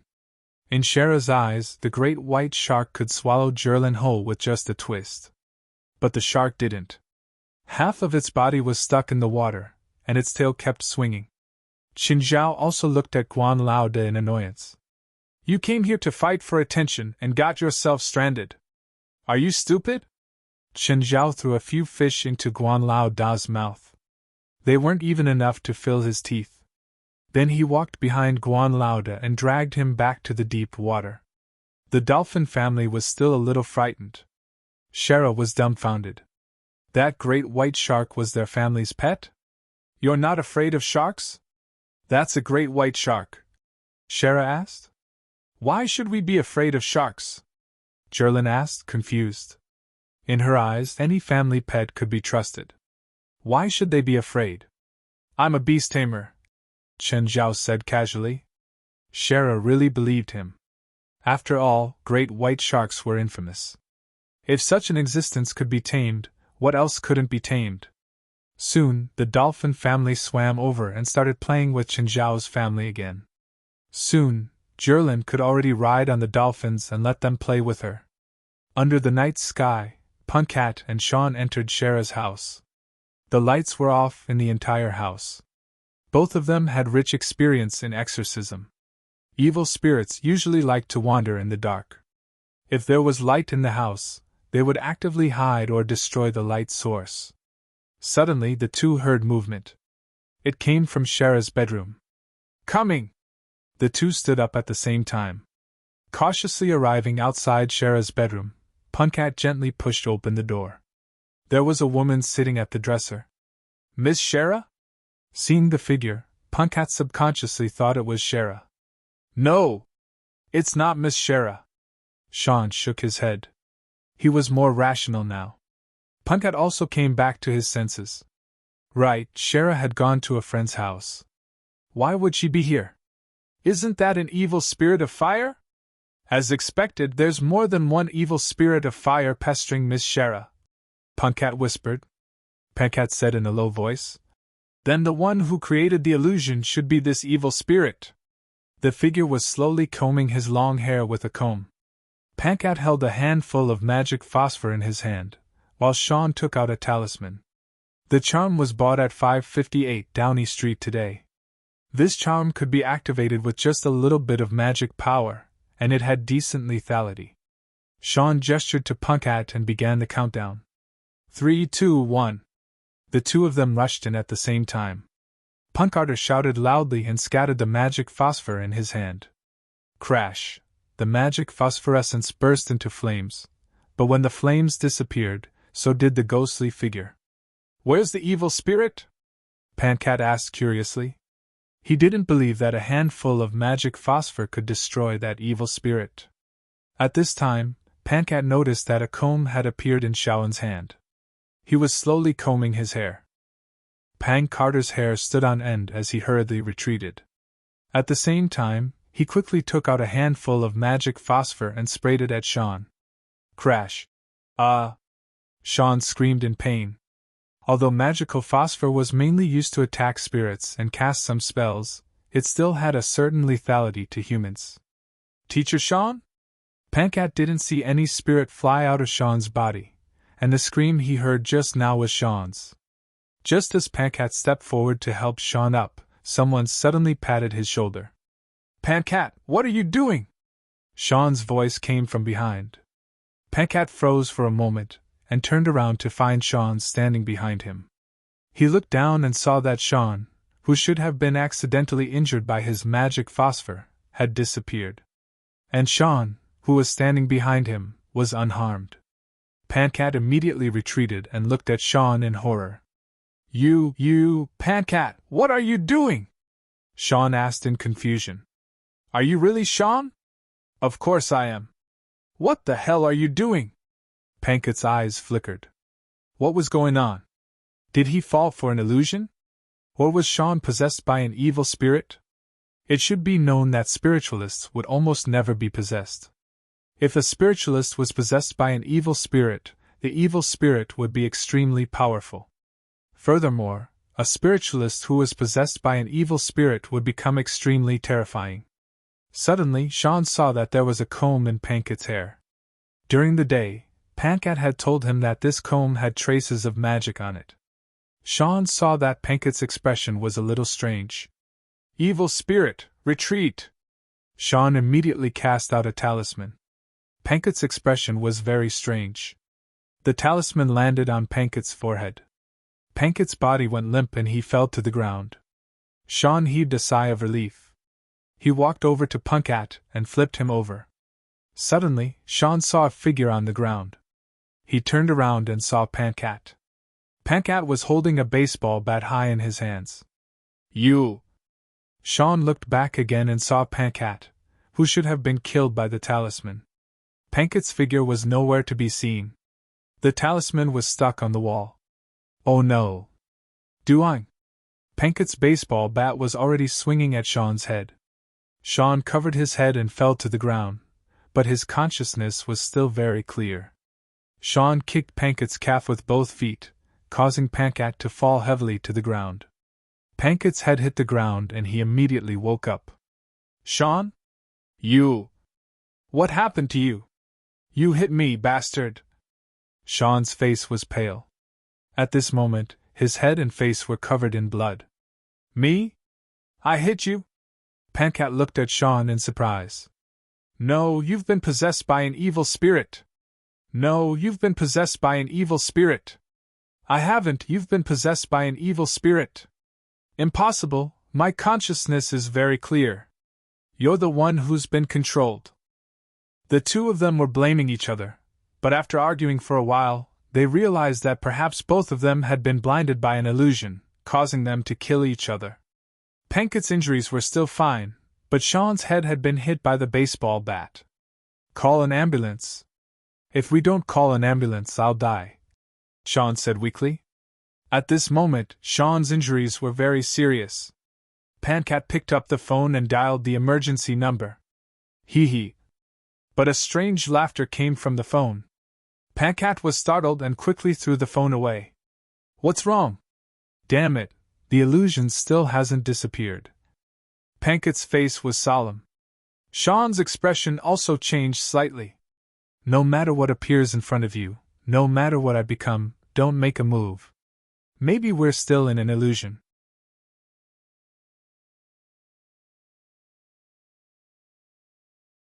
Chapter 1450. Damn it, where did I go wrong? Pancat's expression was grave. Shaoan also did not understand when he had fallen for the illusion. Both of them were at a loss.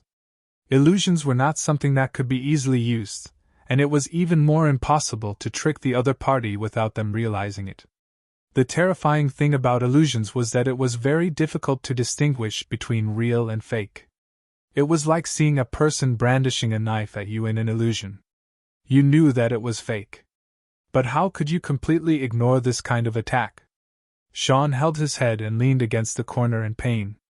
Pankat suddenly saw a strange smile appear on Sean's face. Sean's body was fusing into the wall. Illusion! Illusion! This is an illusion!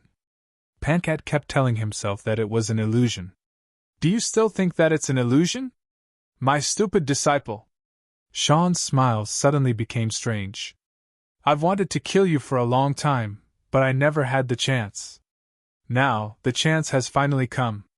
Kill me? Why? Pankat suddenly lost control of his emotions. Why? Because I'm your teacher, but you're even more outstanding than me. I hate people who are more outstanding than me, especially when they're my disciple. It's fake, it's fake. Pankat kept telling himself that in his heart, but his consciousness was becoming chaotic. At the same time, Sean, who had been leaning against the wall and panting, suddenly looked at Pankat with a strange expression on his face. That sinister and strange smile made his disciple feel strange and terrifying. Teacher, do you really think it's because I fell for an illusion? That's just an excuse. I deliberately attacked you and then blamed it on an illusion. A smile appeared on Pankat's face. Why? No, this is an illusion. Damn it! Sean immediately closed his eyes. Illusion? Do you really think that someone could cast an illusion on them without them knowing? Pankat sneered at Sean. Why did you do that? Because you've been hiding something from me. Every time you teach me magic, you'd *mn bastard. And every time I ask for your help, you always ask for a cut. You greedy bastard. This time, I finally don't have to give you a cut anymore, Pankat said with a smile. Sean hid his hands behind his back and quietly took out an enchanted dagger. Reason told Sean that this was all fake, all an illusion. However, Sean's thoughts were already in a state of chaos. It seemed as if Pankat really was going to kill him. Punkarter pounced at Sean, who pulled out his dagger and stabbed it into Punkarter's chest. Punkat's eyes widened as he looked down at his own chest, then looked up at Sean in shock. Finally, Pankat's body slumped to the ground. Shawan stood up unsteadily, but in the next moment, he lost all his strength and fell to the ground. Suddenly, Pankart, who should have been dead, pulled out his dagger and purposely splashed his blood. Along with the blood, the last bit of his magic phosphor was also splattered. The moment the magic phosphor exploded, Pankat slashed the wooden comb on the dressing table with his dagger. The wooden comb was split in half. Everything had returned to its original calm. Pankat picked up the phone with much difficulty. Here. We need an ambulance here. Address. Address is. After all, his teacher was his teacher. He had found the reason so quickly. The moment Sean stabbed the dagger into Pankat, he told him the reason. It was all because of the wooden comb. It was also the most suspicious thing they had come into contact with today. It was not the work of an evil spirit, but the wooden comb was a magic tool. They had made a mistake when they investigated the wooden comb before. They had discovered that the wooden comb had the aura of magic, but there was no trace of an evil spirit, so they should have noticed it. The wooden comb would cause illusions to those who came into contact with it. There was no evil spirit in this house. The so-called burning evil spirit was just their imagination. When Sean stabbed the dagger into Punkat's chest, he deliberately missed it and said something about the comb. Sean realized that there was something wrong with the comb, but he was trapped in an illusion at the time, so it was impossible for him to destroy the comb. Only by waking Pankat up from the illusion could they destroy the wooden comb. It had to be said that this was a very risky move. Fortunately, they succeeded. Sean, teacher, are you okay? Pankat sat on the ground with difficulty. Sean closed his eyes and lay on the ground. I'm fine, but I don't dare open my eyes. I'm afraid of falling into an illusion again. I've already destroyed the comb, Pankat said. What's the deal with this comb? The ringing of the phone woke Shara up. She looked at the time and saw that it was past 2 in the morning. Shara reluctantly picked up the phone. Hello, are you Miss Shara? Yes, I am. Do you know Pankat and Sean? I do. They are in the hospital now. Hospital? What happened? Xiaola was startled, and her drowsiness had receded quite a bit. They were in your house and then attacked each other. What's going on? That's what the police want to know. Where are you now? Do you have time to talk?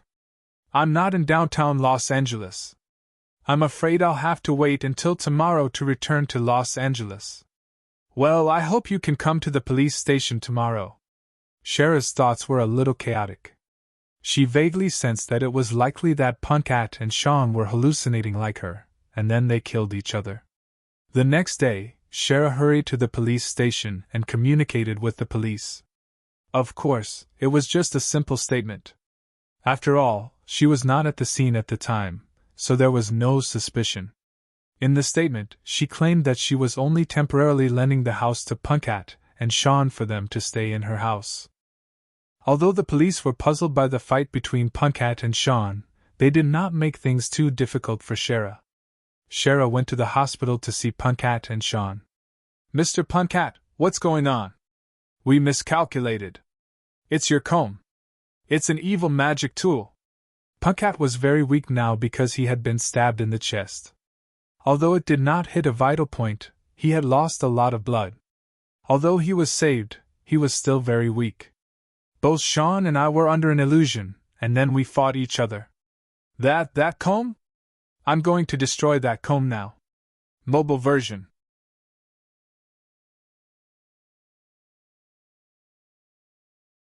Chapter 1451. Then Xiaola came to Shaoen's ward and he said the same thing. Xiaola quickly returned to her home. But no matter how she searched, she couldn't find the comb. Just then, there was a knock on the door. Xiaola came to the door and saw two policemen outside. Hello? Xiaola realized they were the two policemen who had taken her statement at the police station. Hello, Miss Xiaola. This morning we took some things from your house for inspection and fingerprints. I'm sorry we didn't tell you beforehand.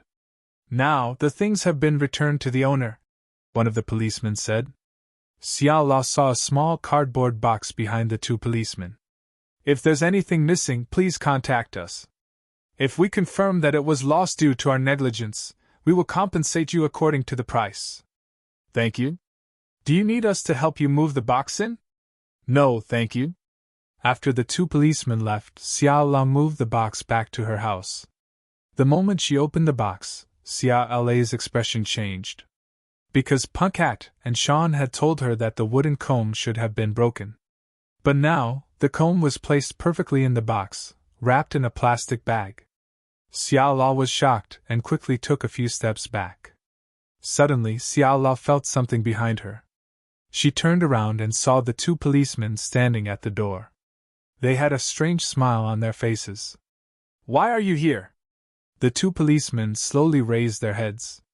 Their pupils rolled up and they still had that strange smile on their faces. Xiaola realized something was wrong. The two policemen had also touched the comb. Then, the two policemen pulled out their guns. But they didn't aim at Xiaola. Instead, they aimed at their own temples. Bang! Blood and brain matter splattered in front of Xiaola. Xiaola was so scared that she lost her mind. She sat on the ground and screamed in fear. But the next moment, Xiaola raised her head again and realized the two policemen's bodies were gone. There wasn't even a trace of blood at the door. Illusion! The hallucination came again. Xiaola was about to collapse. She ran out of the house.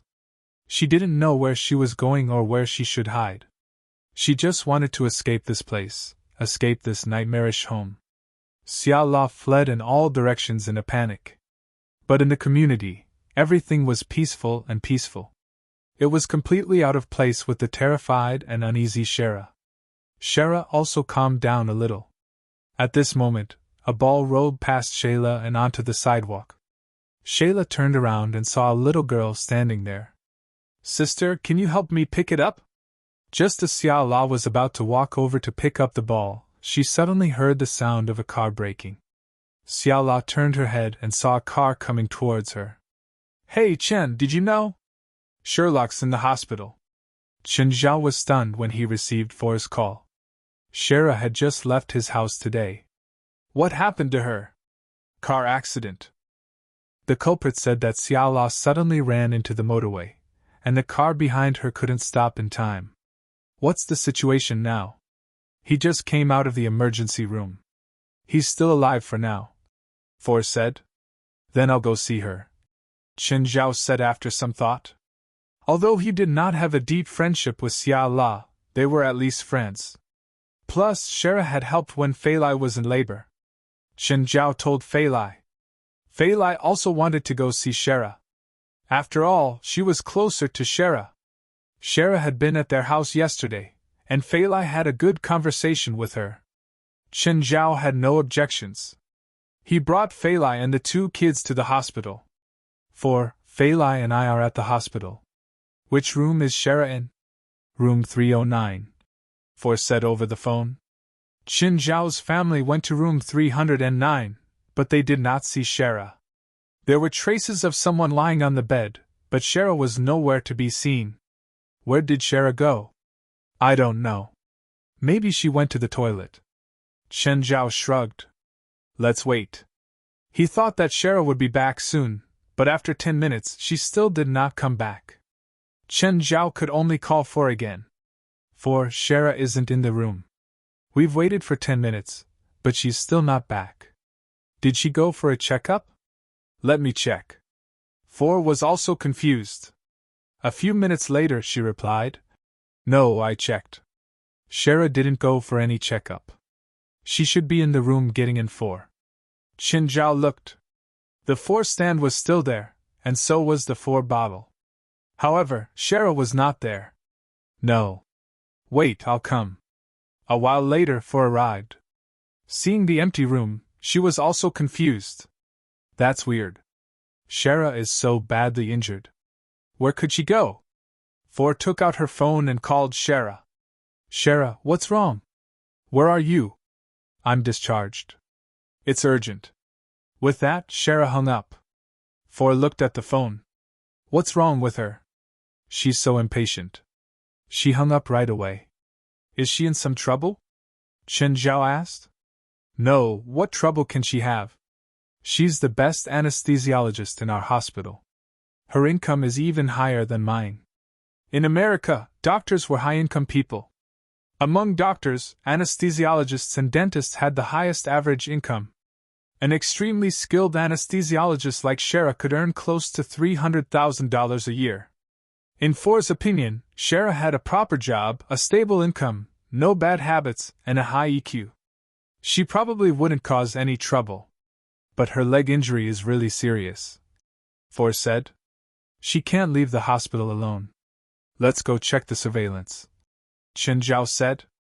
Not everyone could see the surveillance, but Chen Zhao still had some privileges in Chantilly Hospital. So, they quickly saw the surveillance. 2 patients had come to Shara's room. One had gauze wrapped around his head, while the other had gauze wrapped around his chest. Not long after entering the room, they pushed Shara out in a wheelchair. Was Shayla kidnapped? For guessed. They're Shara's friends. I've seen them before, Chen Zhao said. I'm still worried. I think we should call the police. Do you know where Shara's house is? I'll go take a look, Chen Zhao said. For send Fei Lai and my 2 babies home today. Chen Zhao remembered that the 2 people with Shara had magical waves on them. So he suspected that Shara had encountered some supernatural event.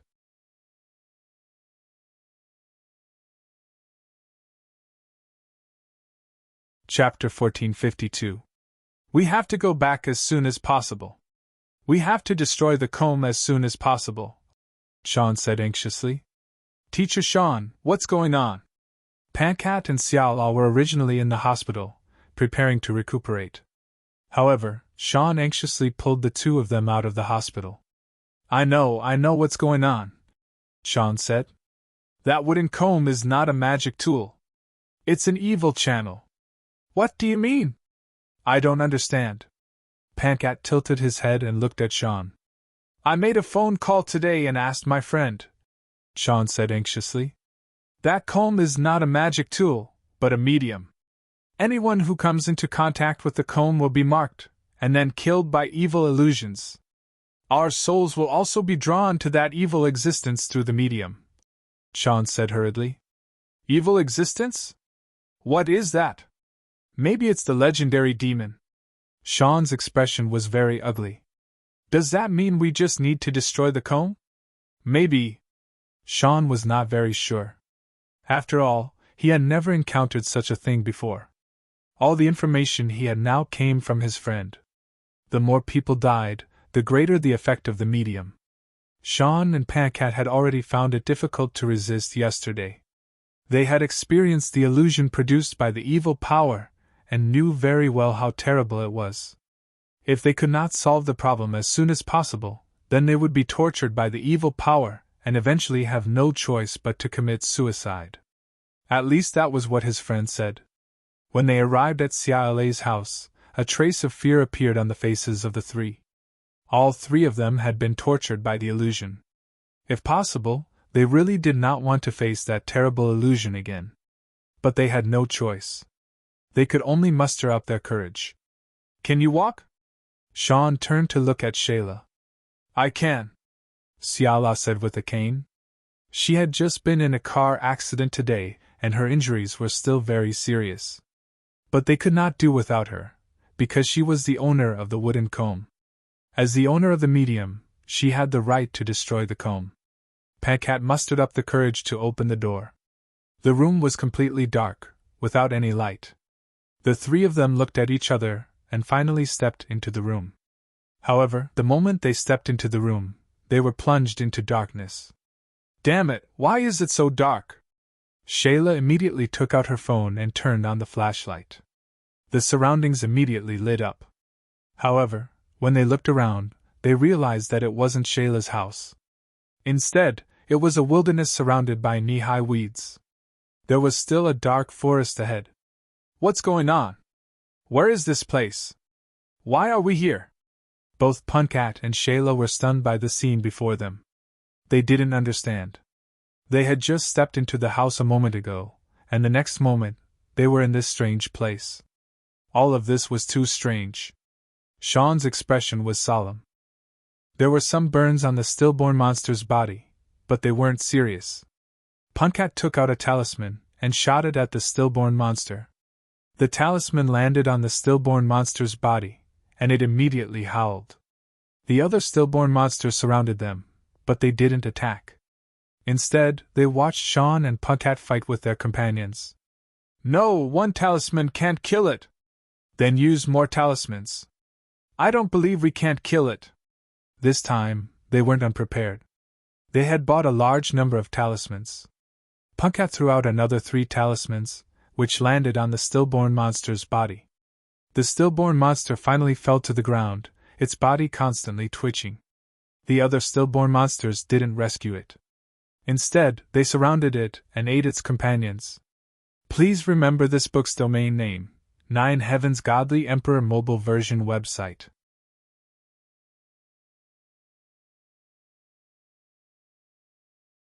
But at that moment, Mikata's movements suddenly paused, and 2 pairs of eyes stared at the darkness behind Shara and Punkat.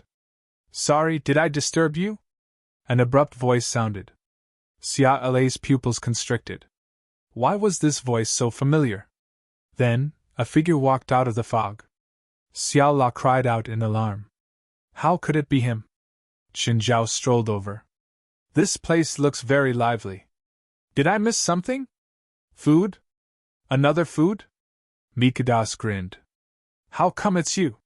Chun? Xiaola was also confused. She didn't understand why Chen Zhao would appear here.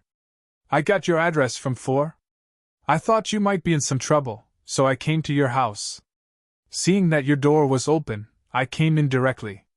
But somehow I ended up here. By the way, what is this place? Xiaola sighed. She didn't expect Chen Zhao to come here. To be honest, she had a good impression of Chen Zhao.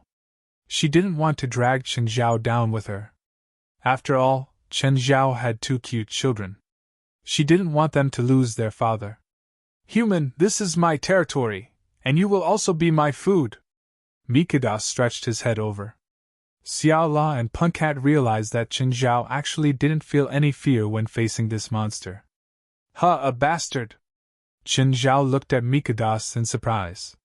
"You have the aura of a dragon and another aura." Roar! Mikados was furious. "What did you just say?" Just then, Dagon Byros walked over. "Human! I didn't think we'd meet again."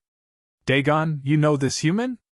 "The great Mikados," Dagon Byros said. "This is the human who destroyed my reflection medium last time. It's because of him that your plan to descend to the human world failed." "So smelly." Qin Zhao covered his nose and took a few steps back. "Who are you? Do we know each other?" "Human, your forgetfulness can't save your life. The one you defeated last time was just a clone of mine," Dagon Byros said. Dagon Byros said, "Great Makardas, please give your servant a chance to wash away the shame of the past." "Go, but I want his soul." "Yes, Mikados." Dagon Byros's eyes glowed green. "Human, if you can defeat my servant, I'll let you leave," Mikados said in a mocking tone. "I see." Chen Zhao rubbed his chin. "Should I be grateful for your gift now?" Shara and Pankat were both excited, but they were soon disappointed. The difference between Qin Zhao and Dagon Byros was too great. Dagon Byros was 6 meters tall. Compared to Qin Zhao, it was like comparing a giant to a baby. Such a difference in height couldn't be made up for. Even though Dagon Byros had said that Qin Zhao had defeated his clone. However, it was clear that Qin Zhao had only defeated a fraction of Dagon Byros' power. Right now, Qin Zhao was facing a demon at its peak. For example, Pankat and Sean had tried their best, but they could only subdue an ordinary stillbirth monster. Dagon Byros clearly wasn't someone ordinary stillbirth monsters could compare to. Thus, the two didn't have any hope that Qin Zhao could win. Qin Zhao walked forward and faced Dagon Byros. "Human, are you ready to die?" "I'm ready." "Come, use your greatest power to kill me." Qin Zhao spread his arms.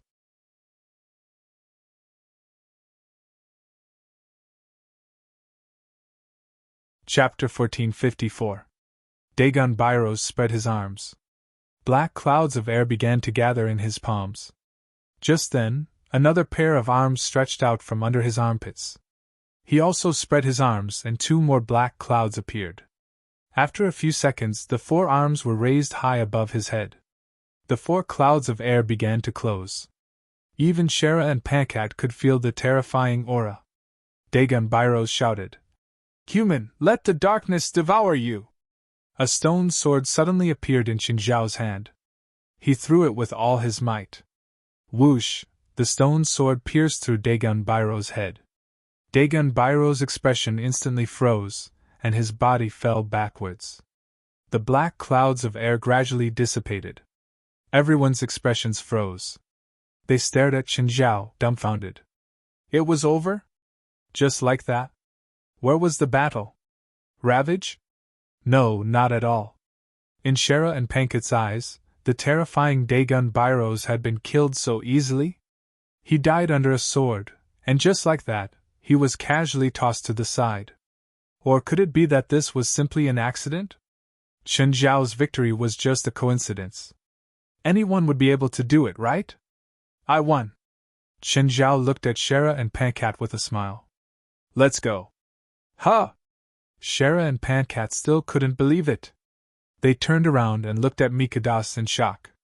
Makadas's eyes glowed fiercely, but he didn't say anything. Qin Zhao still had a smile on his face. Shara and Pankat hurried to Qin Zhao's side and followed him closely.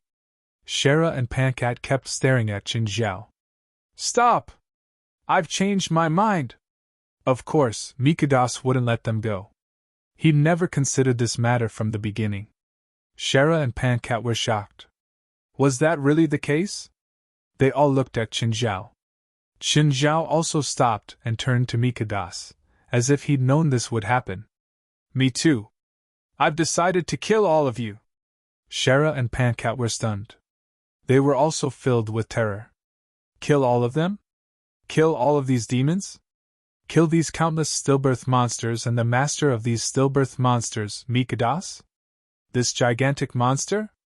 If you can kill all my servants, I'll let you go, Mikadas said in a mocking tone. This time, Shara and Punkat didn't take it seriously.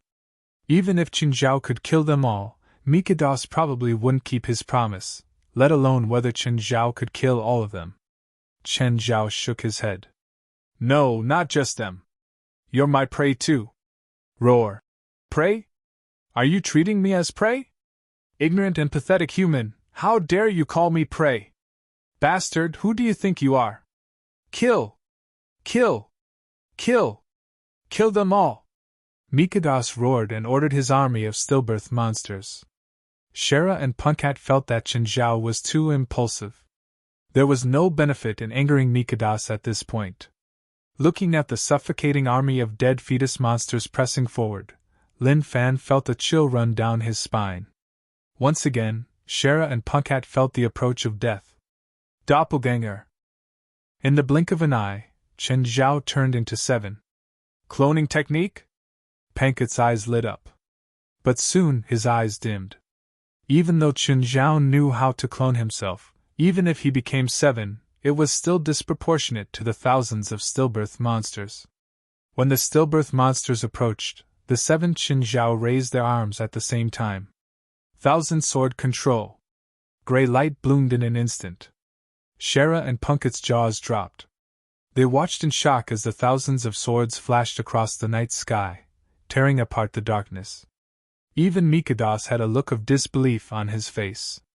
The stillbirth monsters were decapitated in droves. In the blink of an eye, half of them were dead. To Shara and Punkat, this was an unprecedented shock. Especially Punkat. He and Sean had barely killed a stillbirth monster together. However, the man in front of him had easily killed thousands of stillbirth monsters. After the stillbirth monsters were killed, the dark lava started spreading and devouring their corpses. Qinzhao realized that the dark aura on these stillbirth monsters was the same as the dark lava. 1 or 2 stillbirth monsters didn't have much dark aura, but if it devoured all the dark aura here, the dark lava would at least double in size. There was also the big guy in front of him, Mikadas, although he was a mixed-blood dragon. He had a very dense dark aura. Roar, roar, Mikadas exploded. He was furious. Even though he said that Qinzhao would let the 3 of them go as long as he killed all the stillbirth monsters. But he had never planned to do that. He didn't think that Qinzhao could really kill all the stillbirth monsters. He didn't care about Dagon Byro's death. Dagon Byro's was just a dispensable existence. On the surface, Dagon Byro's was the leader of the stillbirth monsters, but he was actually just managing them. Now that Dagon Byro's was dead, he could choose another stillbirth monster to bestow power on. Before long, there would be a second and third leader. The army of stillbirth monsters was the foundation. But now, the dead fetus army had suffered such a huge loss. How could he tolerate this? Mikada's 2 heads opened their mouths at the same time. One spat out turbid flames, while the other spat out green, corrosive liquid. Shara and Punkat's scalps went numb. Had the monster finally attacked? But the next moment, the dark lava blocked Mikada's spit. Don't worry. I'll send you on your way soon. Qinzhao pointed and the dark lava pounced at Mikadas. Frightened, Mikadas hurriedly spread his wings and soared into the sky. Qinzhao was still slaughtering the stillbirth monsters without restraint. These stillbirth monsters were loyal to Mikadas, but it didn't mean that they were fearless. Soon, they were afraid of being killed. Soon, they scattered and ran for their lives. Because of the decrease in numbers, the scene became sparse. The 7,000 Imperial Thousand Swords weren't as effective anymore. Qinzhao put away the Imperial Thousand Swords. All techniques returned to 1. The 6 clones and the main body merged into 1. Qinzhao looked at Mikadas in the air. It's your turn, bastard. Qinzhao was still smiling. But in Shara's, Punkat's, and even Mikada's eyes, this smile was filled with malice. Are you ready to welcome death now? Mikadas was about the same size as the black dragon. But the difference in strength wasn't small. The two heads looked quite impressive. In reality, whether it was strength, speed, or dragon aura, they were all much weaker than the Black Dragon. You're tuning in to the Phoenix Knights YouTube channel. Don't forget to subscribe and join us on this journey to catch the most captivating stories.